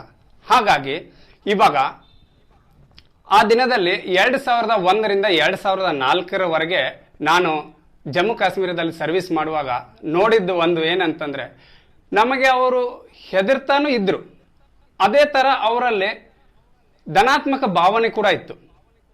ಆದರೆ 2009ರಲ್ಲಿ ನಾನು ಬಟಾಲಿಕ್ ಹೋದೆ. ಆವಾಗ ಆ ಸದ್ಭಾವನದ ಒಂದು ಹೊಳಪು ಅಥವಾ ಅದೊಂದು ತಿರುವು ನೋಡ್ಬೇಕಂತಂದ್ರೆ ನನಗೆ ಅಸಹ್ಯ ಅನಿಸೋದಕ್ಕೆ ಶುರು ಆಯ್ತು. ಅದನ್ನ ಧನಾತ್ಮಕವಾಗಿ ಇದ್ದೇ ಇರಲಿಲ್ಲ. ಅಲ್ಲಿರೋ ಒಂದು ಎಕ್ಸಾಂಪಲ್ ತಗೊಳ್ಬೇಕಂತಂದ್ರೆ ಒಂದು machine, tailoring machine tailoring machine ಅನ್ನ ಒಬ್ಬ ಹೆಣ್ಣುಮಗಳಿಗೆ ಅವಳು ಕಲೀಲಿ, ಅಲ್ಲಿ ಬಟ್ಟೆ ಹೊಲಿಯೋದನ್ನು ಕಲೀಲಿ ಅಥವಾ ಡಿಸೈನಿಂಗ್ ಮಾಡೋದು ಕಲೀಲಿ ಅಂತ ಕೊಟ್ಟಿರೋ ಮಷೀನ್ಗೆ ಅಲ್ಲಿರೋ ಒಂದು ಕ್ಷುಲ್ಲಕ ಮಟ್ಟ ಎಲ್ಲಿಗೆ ಬಂತು ಅಂತಂದ್ರೆ, ಕೆಲವೊಬ್ರು ನಾನೇ ನೋಡಿದ್ದೀನಿ, ನಾನು ಅಲ್ಲಿ ಸದ್ಭಾವನ NCO ಆಗಿ ಡ್ಯೂಟಿ ಮಾಡಿದ್ದೀನಿ. ಅಲ್ಲಿರೋ ಸೂಜಿಗಳನ್ನ, ದಾರಗಳನ್ನ ತಮ್ಮ ಮನೆಗೆ ತಗೊಂಡು ಹೋದ್ರು ಕೆಲವೊಬ್ಬರು ತುಂಬಾನೇ ಒಳ್ಳೆಯ ಪ್ರಚಾರ ಕೂಡ ಮಾಡಿದ್ರು. ಹೀಗಿದ್ದಾಗ ಬಂಧುಗಳೇ, ಸದ್ಭಾವನ ಅನ್ನೋದು ಒಂದು ಒಳ್ಳೆಯ ಸದುಪದೇಶಕ್ಕಾಗಿ ಸಹನೆ, ಸಹಬಾಳ್ವೆ, ಪ್ರೀತಿ ಇದು ನಮ್ಮ ಮತವಾಗಲಿ ಅನ್ನೋ ಒಂದು ದೃಷ್ಟಿಕೋನದಿಂದ ಸದ್ಭಾವನೆಯನ್ನು ಮಾಡಿದ್ವಿ. ಹಿಂಗಿದ್ದಾಗ ಇಂದಿನ ದಿನದಲ್ಲಿ ಅದು ನಮಗೆ ಫೈನ್, ನನಗೆ ಅರ್ಥ ಆಯ್ತು ಹಿರಣ್ಣ ಮಧುಶಿವರೇ. ಅವ್ರು ಏನ್ ಹೇಳಲಿಕ್ಕೆ ಹೊರಟಿದ್ದಾರೆ ಅಂತಂದ್ರೆ, ಈ ಸೈನ್ಯ ಒಟ್ಟಾರೆ ಒಂದು ಯೋಜನೆ ತೆಗೆದುಕೊಳ್ತಲ್ಲ ಸದ್ಭಾವನಾ ಅನ್ನೋ ದೃಷ್ಟಿಯಿಂದ ಅವರು ನಮ್ಮಂತೆ ಬದುಕಲಿ ಅನ್ನುವಂಥ ಒಂದು ಪ್ರಯತ್ನ. ಅವರು ನಮ್ಮಂತೆ ಬದುಕೋದು ಅಂತಂದ್ರೆ ಕಾಶ್ಮೀರಿಗಳಿಗೆ ಒಂದು ಯಾವಾಗಲೂ ಇದೆ. ಇತರೆ ಭಾರತೀಯರು ನಾನು ಒಂದು 7-8 ಬಾರಿ ಜಮ್ಮು ಮತ್ತು ಕಾಶ್ಮೀರಕ್ಕೆ ಹೋಗಿರೋದ್ರಿಂದ ಇತರೆ ಭಾರತೀಯರು ನಮ್ಮ ಮೇಲೆ ಏರಿ ಕೂತ್ಕೊಳ್ಳಿಕ್ಕೆ ಯಾವಾಗಲೂ ಪ್ರಯತ್ನಿಸ್ತಾ ಇರ್ತಾರೆ ಅನ್ನುವಂಥ ವಿಷಬೀಜ ಇವತ್ತಿನ ತರುಣರಲ್ಲೂ ವ್ಯಾಪಕವಾಗಿ ಹಬ್ತಾ ಇದೆ. ಹೀಗಾಗಿ ಒಂದು ಪ್ರಶ್ನೆ ನನಗೆ ಸತೀಶ್ ಶಶಿ ಅವರು ಕೇಳಿದ್ದಾರೆ, ಉಗ್ರಗಾಮಿಗಳ ಮತ್ತು ಒಳನುಸುಳುಕೋರರ ಅಟ್ಟಹಾಸದಲ್ಲಿ ಸ್ಥಳೀಯರ ಪಾತ್ರ ಎಷ್ಟು ಮತ್ತು ಹೇಗೆ ಅಂತ, ಸ್ಥಳೀಯರು ಎಷ್ಟು ಇನ್ವಾಲ್ವ್ಮೆಂಟ್ ಇದ್ದಾರೆ ಅಂತ. ಒಂದು ವಿಚಿತ್ರವಾದ ಸಂಗತಿ ಏನು ಅಂತಂದ್ರೆ, ಅವ್ರು ಹೇಳೋ ತರ ದಟ್ ವಾಸ್ ಟ್ರೂ ಆಲ್ಸೋ. ಬಹುತೇಕ ಸಮಯದವರೆಗೂ 2001 ಅಥವಾ ಈ ಮಿಲಿಟೆನ್ಸಿ ವ್ಯಾಪಕವಾಗಿ ಏನ್ ನಡೀತು, ಪಂಡಿತರು ಎಕ್ಸೋಡಸ್ ಏನಾಯ್ತಲ್ಲ, ಅಲ್ಲಿಯವರೆಗೂ ಪೂರ್ಣ ಪ್ರಮಾಣದಲ್ಲಿ ಜೊತೆಯಲ್ಲಿದ್ರು. ಅಂಡ್ ನಾನು ವೀಕ್ಷಕರಿಗೆ, ಬಹುಶಃ ನೀವು ಕೂಡ ಅದನ್ನ ಸಬ್ಸ್ಟಾನ್ಶಿಯೇಟ್ ಎವಿಡೆನ್ಸ್ ಕೊಡಬಹುದು. ಆನಂತರ ಜಮ್ಮು ಕಾಶ್ಮೀರ ಅಂತಂದ್ರೆ ಬರೀ ಮುಸಲ್ಮಾನರು ಅಂತ ತಿಳ್ಕೊಳ್ಬೇಕಾದ ಅಗತ್ಯ ಇಲ್ಲ. Jammu prominently led by Hindus. ಕಾಶ್ಮೀರದ ಭಾಗ ಏನಿದೆ, ಕೊಳ್ಳ ಏನಿದೆ, ಕಣಿವೆ ಏನಿದೆ, ಅಲ್ಲಿ ಮುಸಲ್ಮಾನರೇ ಲೀಡಿಂಗು. ಅಲ್ಲೂ ಕೂಡ ಪಂಡಿತರಿದ್ರು, ಅವರನ್ನ 90s ನಲ್ಲಿ ಓಡಿಸಲಾಯಿತು. ಹೀಗಾಗಿ ಮುಸಲ್ಮಾನರೇ ಲೀಡಿಂಗು. ನೀವು ಸೋನ್ಮಾರ್ಗನ ದಾಟಿ ಆಚೆಗೆ ಹೋಗ್ಬಿಟ್ರೆ ಅದು ಲದ್ದಾಖು. ಇನ್ಫ್ಯಾಕ್ಟ್ ಅಲ್ಲೂ ಮುಸ್ಲಿಮ್ಸ್ ಇದ್ದಾರೆ. ಕಾರ್ಗಿಲ್ ಭಾಗದಲ್ಲಿ ಅಲ್ಲಿ ಶಿಯಾಗಳಿದ್ದಾರೆ. ಶಿಯಾಗಳನ್ನ ದಾಟ್ಕೊಂಡು ನೀವು ಮುಂದಕ್ಕೆ ಹೋದ್ರೆ ಬುದ್ಧಿಸ್ಟ್ ಇದ್ದಾರೆ. ಈ ಬುದ್ಧಿಸ್ಟ್ ಹೆಣ್ಮಕ್ಳನ್ನ ಇತ್ತೀಚೆಗೆ ಮುಸಲ್ಮಾನರು ಮದುವೆ ಆಗ್ತಾ ಇರೋದ್ರಿಂದ ಅಲ್ಲಿ ಸಂಕರ ನಡೀತಾ ಇದೆ. ಅಲ್ಲಿ ಮುಸಲ್ಮಾನರು ಈ ಇತ್ತೀಚೆಗೆ ಕಂಡು ಬರ್ಲಿಕ್ಕೆ ಶುರುವಾಗಿದ್ದಾರೆ. ಹೀಗೆ ನೋಡಿದ್ರೆ ಒಂದು ಡಿಫರೆಂಟ್ ಆದ ಅರೀನಾ ಇದೆ. ಇನ್ನು ಮಜವಾದ ಸಂಗತಿ ಏನು ಅಂತಂದ್ರೆ, ನಾನು ಇದನ್ನು ನೋಡಿದ್ದೀನಿ, ಸದ್ಭಾವನಾ ದೃಷ್ಟಿಯ ಕಾರಣಕ್ಕೋಸ್ಕರ ಹೇಳ್ತೀನಿ. ಜಮ್ಮು ಕಾಶ್ಮೀರದ ಅಥವಾ ಕಾಶ್ಮೀರದ ಕೊಳ್ಳದಲ್ಲಿ ನೀವು ಕಾಶ್ಮೀರ ನೋಡಿದ್ರೆ ಸುನ್ನಿಗಳು ಜಾಸ್ತಿ ಇದ್ದಾರೆ. They are very much connected to Pakistan. ನೀವು ಸೋನ್ಮಾರ್ಗನ್ನ ಗುಡ್ಡವನ್ನು ಹತ್ತಿ ಕೆಳಗಿಳಿದ ತಕ್ಷಣ ಅಲ್ಲಿ ಪೂರ್ತಿ ಶಿಯಾಗಳಿದ್ದಾರೆ. ಮತ್ತು ಕಾರ್ಗಿಲ್ ಯುದ್ಧದಲ್ಲಿ ನಮಗೆ ಶಿಯಾಗಳ ಬೆಂಬಲ ತುಂಬಾ ಚೆನ್ನಾಗಿತ್ತು. ನಾನು ಸದ್ಭಾವನವನ್ನ ಈ ದಿಕ್ಕಲ್ಲಿ ಅಪ್ರಿಸಿಯೇಟ್ ಯಾಕೆ ಮಾಡ್ತೀನಿ ಅಂತಂದ್ರೆ, ಕಾರ್ಗಿಲ್ ಭಾಗದಲ್ಲಿ ನಡೆದಂತ ಸದ್ಭಾವನಾ ನಮ್ಗೆ ತುಂಬಾ ಪಾಸಿಟಿವ್ ರಿಸಲ್ಟ್ ಅನ್ನು ಕೊಟ್ಟಿದೆ. ಮತ್ತು ಅಲ್ಲಿರುವಂತ ಶಿಯಾಗಳು ಯಾವ ಕಾರಣಕ್ಕೂ ಈ ಸುನ್ನಿಗಳನ್ನ ಅಕ್ಸೆಪ್ಟ್ ಮಾಡದೇ ಇರೋದ್ರಿಂದ ನಮ್ಮ ಜೊತೆ ತುಂಬಾ ಬಲವಾಗಿ ಅವರು ನಿಂತಿದ್ದಾರೆ. ಇಲ್ಲಿ ತುಂಬಾ ದೊಡ್ಡ ಪ್ರಾಬ್ಲಮ್ ಈ ಹೊತ್ತಲ್ಲಿದೆ. ಮತ್ತೆ ಎರಡನೇದು, ಈ ಒಳನುಸುಳುಕೋರರಲ್ಲಿ ಸ್ಥಳೀಯರ ಪಾತ್ರ ಹೇಗಿದೆ ಅಂತಂದ್ರೆ, ದೇ ಆರ್ ಮಿಂಟಿಂಗ್ ಮನಿ ಅಷ್ಟೇ. ದುಡ್ಡು ಸಿಗ್ತಾ ಇದೆ, ಅದಕ್ಕೋಸ್ಕರ. ನಂಗೆ ಗೊತ್ತಿರೋ ನೀವೆಲ್ಲ ಇತ್ತೀಚೆಗೆ ಬಂದಿರುವಂತ, ಪ್ರಾಬ್ಲಿ 2 ದಿನಗಳ ಹಿಂದೆ ಒಂದು ಸುದ್ದಿ ಬಂತು. ಉತ್ತರ ಪ್ರದೇಶದ 6 ಜನ ಹುಡುಗರಿಗೆ ಹೊಲಿಗೆ ಕೆಲಸ ಕೊಡ್ತೀವಿ, 20,000 ರೂಪಾಯಿ ತಿಂಗಳಿಗೆ ಸಂಬಳ ಕೊಡ್ತೀವಿ ಅಂತ ಕರ್ಕೊಂಡು ಬಂದ್ರು. 20,000 ಕೊಡಬೇಕಾಗಿರುವಂತ ಮಾಲೀಕ ಅವನ ಹತ್ರ ಎಲ್ಲ ಡಾಕ್ಯುಮೆಂಟ್ ಅನ್ನು ತೆಗೆದಿಟ್ಕೊಂಡು ಏನ್ ಕೆಲಸ ಕೊಟ್ಟಂತೆ ಗೊತ್ತಾ, ನೀನ್ ಸೈನಿಕರಿಗೆ ಕಲ್ಲು ಎಸೆಯೋದನ್ನ ಟ್ರೈನಿಂಗ್ ತಗೋಬೇಕು ಅಂತ ಟ್ರೈನಿಂಗ್ ತಗೊಳ್ಳಿಕ್ಕೆ ಕಳಿಸಿ ನಿನಗೆ ಅದಕ್ಕೆ ದುಡ್ಡು ಕೊಡ್ತೀನಿ ಅಂತ. ಅವ್ರು ಅಷ್ಟು ಜನ ಸಿಕ್ಕಾಕೊಂಡ್ಮೇಲೆ ಇಷ್ಟನ್ನು ಬಾಯಿ ಬಿಟ್ಟು ಈಗ ಸೈನಿಕರ ಮುಂದೆ ಹೇಳಿದ್ದಾರೆ, ನಾವು ಬಂದಿದ್ದು ಹೊಲಿಗೆ ಮಾಡಬೇಕು ಅಂತ. ಉತ್ತರ ಪ್ರದೇಶದವರು ಇದಕ್ಕೂ ನಮಗೂ ಸಂಬಂಧ ಇಲ್ಲ, ಆದ್ರೆ ನಮ್ಗೆ ಹಣ ಕೊಡ್ತಿರೋದು ಇದಕ್ಕೆ ಅಂತ. ಎಷ್ಟೋ ಜನಕ್ಕೆ ಹಣ ಸಿಗ್ತಿರೋದೇ ಈ ಕಾರಣಕ್ಕೆ ಅನ್ನೋದು ಬಹಳ ದುರ್ದೈವದ ಸಂಗತಿ. ಒಂದು ಕಡೆಯಿಂದ ಸದ್ಭಾವನಾ ಹೀಗೆ ಮಾಡ್ತಿದ್ರೆ, ಎರಡನೇ ಕಡೆಯಿಂದ ಸದ್ಭಾವನಾ ಒಂದು ಹಂತದಲ್ಲಿ ಚೆನ್ನಾಗಿದೆ. ಯಾಕೆಂದ್ರೆ ನರೇಂದ್ರ ಮೋದಿ ಅವರು ಅಧಿಕಾರಕ್ಕೆ ಬಂದ 2 ವರ್ಷಗಳ ನಂತರ ಅಲ್ಲಿನ SSC ಎಕ್ಸಾಮ್ ತುಂಬಾ ಚೆನ್ನಾಗಾಯ್ತು. ಸಾವಿರಾರು ಸಂಖ್ಯೆಯಲ್ಲಿ ಎಕ್ಸಾಮ್ ಬರೀಲಿಕ್ಕೆ ಬಂದ್ರು.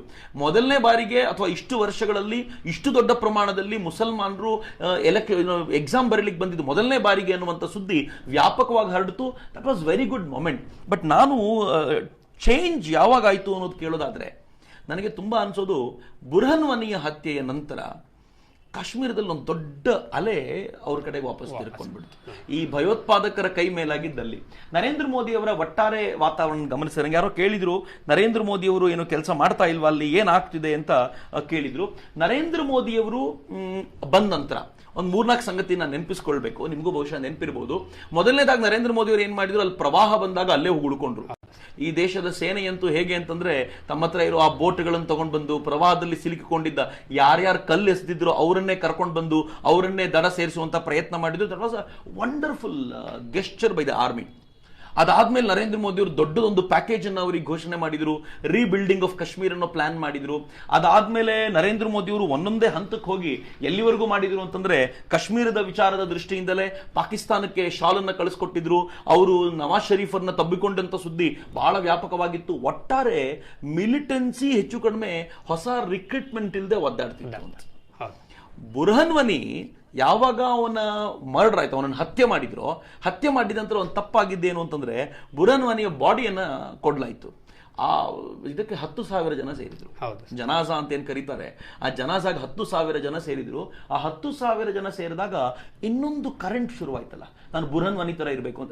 It's very obvious. ತರುಣ್ರಿಗೆ ಒಂದೋ ಕೈಯಲ್ಲಿ ಬ್ಯಾಟ್ ಹಿಡಿಬೇಕು, ಇಲ್ಲ ಗನ್ ಹಿಡಿಬೇಕು ಅಂತ.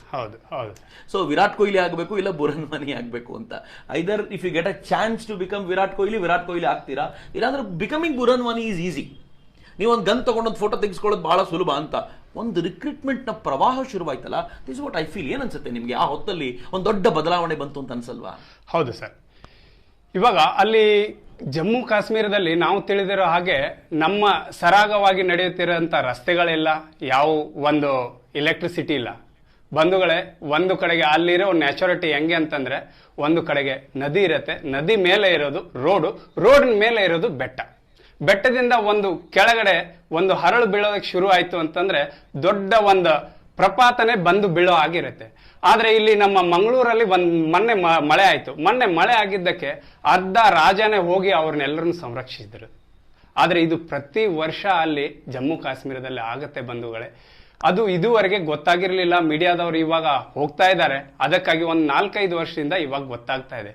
ಆದ್ರೆ ಪ್ರತಿ ವರ್ಷ ನಡೆಯೋದು ಇದನ್ನ ಪ್ರತಿ ವರ್ಷ ನಮ್ಮ ಇಂಜಿನಿಯರ್ ರೆಜಿಮೆಂಟ್ ಏನಿರತ್ತಲ್ಲ, ಕಣ್ಣಿಗೆ ನಿದ್ರೆ ಇಲ್ಲದೆ 24 ತಾಸು ಕೆಲಸ ಮಾಡ್ತಾರೆ. ನಾವು ಯಾವುದನ್ನ ದುರ್ಭಾವನೆಯಿಂದ ಮಾಡಿಲ್ಲ, ಅದಕ್ಕಾಗಿ ಸದ್ಭಾವನೆಯಿಂದ ಮಾಡಿದೀವಿ. ಸದ್ಭಾವನೆಗೆ ವಾಪಸ್ ನಮ್ಗೆ ಸದ್ಭಾವನೆ ಕೊಡಬೇಕಾಗಿತ್ತು, ದುರ್ಭಾವನೆಯನ್ನು ಕೊಟ್ಟಿದ್ದಾರೆ. ಇದು ಹೇಳಿಕೊಳ್ಳುವಂತ ಸಂಗತಿ ಬಂಧುಗಳೇ. ನನಗೂ ಬಹಳ ಬಾರಿ ಅನ್ಸುತ್ತೆ, ನಾನು ಪ್ರತಿ ಬಾರಿ ಜಮ್ಮು ಕಾಶ್ಮೀರಕ್ಕೆ ಹೋದಾಗ I never miss a chance to visit Jammu and Kashmir. Jammu ಕಾಶ್ಮೀರಕ್ಕೆ ಹೋದಾಗ ನೀವು ಜವಾಹರ್ ಟನಲ್ ಏನಿದೆ ಜಮ್ಮು ಮತ್ತು ಕಾಶ್ಮೀರವನ್ನು ಕನೆಕ್ಟ್ ಮಾಡೋದು, ಅಲ್ಲಿವರೆಗೂ ವಾತಾವರಣ ಬೇರೆ. ಅದನ್ನ ಕ್ರಾಸ್ ಮಾಡಿದ ತಕ್ಷಣ ವಾತಾವರಣ ಬೇರೆ ಆಗುತ್ತೆ. ಅಂಡ್ ದುರ್ದೈವದ ಸಂಗತಿ, 7 ಲಕ್ಷದಷ್ಟು ಸೈನಿಕರನ್ನ ನಾವು ಈ ಬಾರ್ಡರ್ ಅಲ್ಲೇ ಕನೆಕ್ಟ್ ಮಾಡಿಡಬೇಕಾದ ಪರಿಸ್ಥಿತಿ ಬಂದಿದೆ. ಆ ತರದ ಪರಿಸ್ಥಿತಿಯಲ್ಲಿ ಇದ್ದೀವಿ. ಸಾವಿರಾರು ಕೋಟಿ ರೂಪಾಯಿ ಖರ್ಚು ನಮಗೆ ಈ ವಿಚಾರದಲ್ಲಿ ಆಗ್ತಾ ಇದೆ. ಸೊ ಇದನ್ನ ತಡಿಲಿಕ್ಕೆ ನಮ್ಗೆ ಏನ್ ಬೇಕಾಗಿದೆ ಎನ್ನುವಂತ ಒಂದು ಪ್ರಯತ್ನ ಇದೆಯಲ್ಲ, ಈ ಆಲೋಚನೆಯ ಕುರಿತಂತೆ ಗಂಭೀರವಾಗಿ ಯೋಚನೆ ಮಾಡಬೇಕು. ನನಗೆ ಯಾರೋ ಪ್ರಶ್ನೆ ಕೇಳ್ತಿದ್ರು, ನರೇಂದ್ರ ಮೋದಿ ಅವರು ರಂಜಾನ್ ನಲ್ಲಿ ಕದನ ವಿರಾಮ ಘೋಷಿಸಿದ್ದು ಯಾಕೆ ಅಂತ. ಎಲ್ಲೋ ಒಂದ್ ಕಡೆ ಒಂದು ಆಫರ್ ಕೊಡಬೇಕಾದ ಅಗತ್ಯ ಯಾವಾಗ್ಲೂ ಇರುತ್ತೆ. ನೀವು ಆಪರೇಷನ್ ಆಲ್ ಔಟ್ ಅಂತ ಶುರು ಮಾಡಿದ ನಂತರ, ಆಫ್ಟರ್ ಬುರ್ಹನ್ ವನಿ ಕೊಲೆ ಮಾಡಿದ ನಂತರ, ಒಂದು ಮಸಾಕರ್ ಮಾಡಿದ ನಂತರ ಒಂದು ದೊಡ್ಡ ಪ್ರವಾಹ ಶುರುವಾಯ್ತಲ್ಲ. ಆ ಪ್ರವಾಹದಲ್ಲಿ ಹೇಗಾಯ್ತು ಅಂದ್ರೆ, ಬುರ್ಹನ್ ವನಿನ ಕಳ್ಕೊಂಡ ನಂತರ ಅವ್ರ ಕಮಾಂಡರ್ ಇನ್ ಚೀಫ್ ಕಳೆದೋದಂಗೆ ಆಯ್ತು. ಆಗ ಏನ್ ಮಾಡಿತು, ಲಷ್ಕರ್ ಎ ತೈಬಾ, ಜೈಷ್ ಎ ಮೊಹಮ್ಮದ್ ಇವರೆಲ್ಲ ತಮ್ಮ ಫೋಟೋಗಳನ್ನು ಹಾಕೊಳ್ಳಿಕ್ಕೆ ಶುರು ಮಾಡಿದ್ರು. ಜನರಲ್ಲಿ ಒಂದು ಧೈರ್ಯ ತುಂಬಲಿಕ್ಕೆ, ಏನು ತಲೆ ಕೆಡಿಸ್ಕೊಳ್ಬೇಡಿ, ನಾವಿನ್ನು ಬದುಕಿದ್ದೀವಿ ಅಂತ ತೋರಿಸ್ಲಿಕ್ಕೆ. But you have to respect our special forces.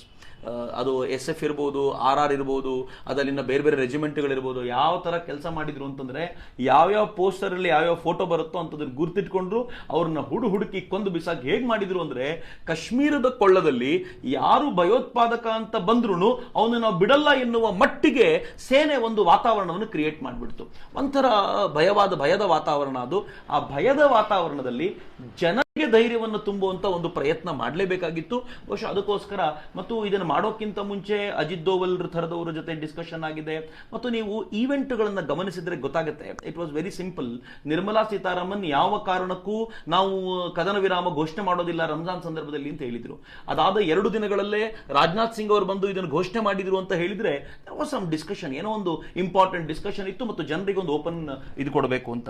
ಮತ್ತು ಈಗ ಸೈನ್ಯ ಮಾಡ್ತಿರೋ ಆಕ್ಟಿವಿಟಿ ಇದೆಯಲ್ಲ, ಅದು ಎಷ್ಟು ಪ್ರಭಾವಿಯಾಗಿದೆ ಅಂತಂದ್ರೆ, ನನಗೆ ನಿನ್ನೆ ಅಥವಾ ಮೊನ್ನೆಯ ಸುದ್ದಿ ನೋಡಿ ಇನ್ನೂ ಖುಷಿ ಏನಾಯ್ತು ಅಂದ್ರೆ, ಕಮಾಂಡೋಸ್ಗಳನ್ನ NSG ಕಮಾಂಡೋಸ್ಗಳನ್ನ ಡಿಪ್ಲಾಯ್ ಮಾಡಿದ್ದಾರೆ ಅಲ್ಲಿ ಅಂತ. ಈಗಾಗಲೇ ಒಂದು 15-18 ಜನ ಬಂದು ಅಕ್ಲಮಟೈಸ್ ಆಗ್ಲಿಕ್ಕೆ ಶುರುವಾಗಿದ್ದಾರೆ. 150 ಜನ NSG ಕಮಾಂಡೋಗಳಲ್ಲಿ ಬಂದು ಅಕ್ಲಮಟೈಸ್ ಆಗಿ ಅವ್ರು ಅಲ್ಲಿನ ಫೋರ್ಸ್ನ ಜೊತೆಗೆ ಕೋಆರ್ಡಿನೇಟ್ ಆಗಿ ಕೆಲಸ ಮಾಡ್ತಾರೆ ಅಂತ. ಐ ವಾಸ್ ಜಸ್ಟ್ ಎನ್ಕ್ವೈರಿಂಗ್, ಯಾಕೆ NSG ಕಮಾಂಡೋಗಳು ಅಂತ. ಯಾಕೆ ಅಂತಂದ್ರೆ, ಹೊರಗಡೆ ಬಾರ್ಡರ್ ಅಲ್ಲಿ ಫೈಟ್ ಮಾಡಬೇಕಾದಾಗ ನಮ್ಮ ಫೋರ್ಸ್ ತುಂಬಾ ಚೆನ್ನಾಗಿದೆ. ಅದು SF ಇರ್ಬೋದು, RR ಇರ್ಬೋದು, ಅದು ಯಾವುದೇ ಫೋರ್ಸ್ ಅನ್ನು ನೀವು ಹೇಳಿದ್ರು, ಯಾವ ವಿಂಗ್ ಹೇಳಿದ್ರು ಬಹಳ ಚೆನ್ನಾಗಿ ಮಾಡ್ತಾರೆ. ಆದ್ರೆ ಮನೆ ಒಳಗೆ ಅಡಗಿ ಕೂತವ್ರನ್ನ ಹುಡುಕಿ ಹೊರಗೆ ತರಬೇಕು ಅಂತಂದ್ರೆ that requires little more experience ಅಥವಾ ಎಕ್ಸ್ಪರ್ಟೈಸ್ ಬೇಕಾಗುತ್ತೆ. NSG ಕಮಾಂಡೋಗಳು ಏನಿದ್ದಾರಲ್ಲ, ಅವರು ಈ ತರದ ಕೆಲಸದಲ್ಲಿ ಎಕ್ಸ್ಪರ್ಟೈಸ್ ಆಗಿರೋದ್ರಿಂದ ಮತ್ತು ಅತ್ಯಾಧುನಿಕವಾದ ಶಸ್ತ್ರಾಸ್ತ್ರಗಳನ್ನು ಹೊಂದಿರೋದ್ರಿಂದ ಈ ಕ್ಯಾಶುಯಾಲಿಟೀಸ್ ಏನಿದೆ, ನಮ್ಮ ಸೈನಿಕರು ಎಲ್ಲಿ ಈಗ ಸಾಯ್ತಿರೋದು ಅಂತಂದ್ರೆ ಯಾವಾಗ್ಲೂ ಹಾಗೆ ಆಗುತ್ತೆ. ತುಂಬಾ ಜನರ ಪ್ರಶ್ನೆ ಇದೊಂದಿದೆ ಈರಣ್ಣವ್ರೆ, ಏನಿದೆ ಅಂತಂದ್ರೆ ಸೈನಿಕರು ತುಂಬಾ ಜನ ಸಾಯ್ತಿದಾರಲ್ಲ ಯಾಕೆ ಅಂತ. ನಾನು ಅದನ್ನೇ ಎಲ್ರಿಗೂ ಹೇಳಲಿಕ್ಕೆ ಇಚ್ಛೆ ಪಡೋದು. ಈಗ ಸೈನಿಕ್ ನೀವೇನಾದ್ರೂ ಹೇಳೋದೇ ದಯಮಾಡಿ ಹೇಳ್ಬೋದು ಸರ್. ನೋಡಿ, ನಮಗೆ ಪ್ರಶಿಕ್ಷಣದಲ್ಲಿ ಹೇಳ್ತಾರೆ ಏಕ್ ಗೋಲಿ ಏಕ್ ದುಶ್ಮನ್, ಒಂದು ಗುಂಡು ಒಬ್ಬ ಶತ್ರು. ಹಾಗಂದಾಗ ನನ್ನನ್ನು ನಾನು ಉಳಿಸ್ಕೊಳ್ಬೇಕು, ನನ್ನ ದೇಶದ ನಾಗರಿಕರನ್ನು ಉಳಿಸ್ಕೊಳ್ಬೇಕು, ಉಗ್ರವಾದಿನ ಕೊಲ್ಲಬೇಕು. ನನ್ನ ದೇಶದ ನಾಗರಿಕರು ನನ್ನ ಕಡೆಗಿದ್ದರೆ ಉಗ್ರವಾದಿನ ಕೊಲ್ಲೋದು ಸುಲಭದ ಕೆಲಸ. ಹಾಗಿದ್ದಾಗ ಬಂಧುಗಳೇ, ವಿಚಾರ ಮಾಡಿ, ಇವಾಗ ದಿನದಲ್ಲಿನೇ ನಮಗೆ ಯಾರೋ ಒಬ್ರು ಬೆಂಗಳೂರಲ್ಲೇ ಒಂದು ಪಿಕ್ ಪಾಕೆಟ್ ಮಾಡಿ ಓಡೋದ್ರು ಅಂತಂದ್ರೆ ಸಿಗೋದಿಲ್ಲ. ಇಷ್ಟೊಂದು CCTV ಇದಾವೆ, ಇಲ್ಲಿ ಸಿಗೋದಿಲ್ಲ. ಆದರೆ ಜಮ್ಮು ಕಾಶ್ಮೀರ ಕಣಿವೆಯಲ್ಲಿ ಪ್ರತಿ 5 ಮೀಟರ್ಗೆ ಒಂದು ಮರ ಇದೆ. ಹಾಗಿದ್ದಾಗ ಒಬ್ಬನ್ನ ಹುಡುಕೋಕ್ ಹೋಗ್ಬೇಕು ಅಂತಂದ್ರೆ ನನ್ನ ದೇಶದ ಪ್ರಜೆಗೆ ಏನು ಆಗಬಾರ್ದು ಅನ್ನೋ ಒಂದು ಇಂಟೆನ್ಷನ್ ಇರುತ್ತೆ, ಇಲ್ಲದೆ ಅವನ ಅಬಲನಾಗಿರೋದಿಲ್ಲ. ಹಾಗಾಗಿ ಈ ಸ್ಪೆಷಲ್ ಕಮಾಂಡೋ ಫೋರ್ಸ್ ಅನ್ನು ತರೋದಕ್ಕೆ ಉದ್ದೇಶ ಏನು ಅಂತಂದ್ರೆ coordinate communication is the back bone of the war ಅಂತಾರೆ. ಯಾಕಂತಂದ್ರೆ ಒಂದು ಕಮ್ಯುನಿಕೇಟ್ ಆಗಿ ಒಂದು ಆಪರೇಷನ್ ಮಾಡಿದ್ವಿ ಅಂತಂದ್ರೆ ಆಪರೇಷನ್ ಆಲ್ ಔಟ್ ಸಕ್ಸಸ್ ಆಗುತ್ತೆ. ಇದರಿಂದ ದೇಶಕ್ಕೆ ಒಳ್ಳೇದಾಗತ್ತೆ, ನನ್ನ ಪ್ರಜೆಗಳಿಗೆ ಏನು ಆಗೋದಿಲ್ಲ ಅನ್ನೋ ಒಂದು ಆತ್ಮವಿಶ್ವಾಸ ನನಗಿದೆ. ಫೈನ್, ಅವ್ರು ಹೇಳೋದು ಸತ್ಯವೂ ಹೌದು. ಸೈನಿಕರು ಅಟ್ಯಾಕ್ ಮಾಡಬೇಕಾದಾಗ ಏನಾಗುತ್ತೆ ಅಂತಂದ್ರೆ ಇಟ್ಸ್ ವೆರಿ ಸಿಂಪಲ್. ಅಟ್ಯಾಕ್ ಯಾರು ಫಸ್ಟ್ ಮಾಡ್ತಾರೋ ಅವನ ಕೈ ಮೇಲಿರುತ್ತೆ, ಅದು ಯಾವಾಗ್ಲೂ ಹಾಗೆ. ಬಿಕಾಸ್ ಅವ್ನು ತಯಾರಾಗಿ ಬಂದ್ಬಿಟ್ಟಿರ್ತಾನೆ, ಇದು ನಮ್ಗೆ ಅಚಾನಕ್ ಆಗುತ್ತೆ. ಅದಕ್ಕೆ ಸರ್ಪ್ರೈಸ್ ಕೊಡೋದು ಸೈನ್ಯದಲ್ಲಿ ಯಾವಾಗಲೂ ಮೊದಲನೇ ಅದಕ್ಕೆ ಸ್ಥಾನ ಇರುತ್ತೆ.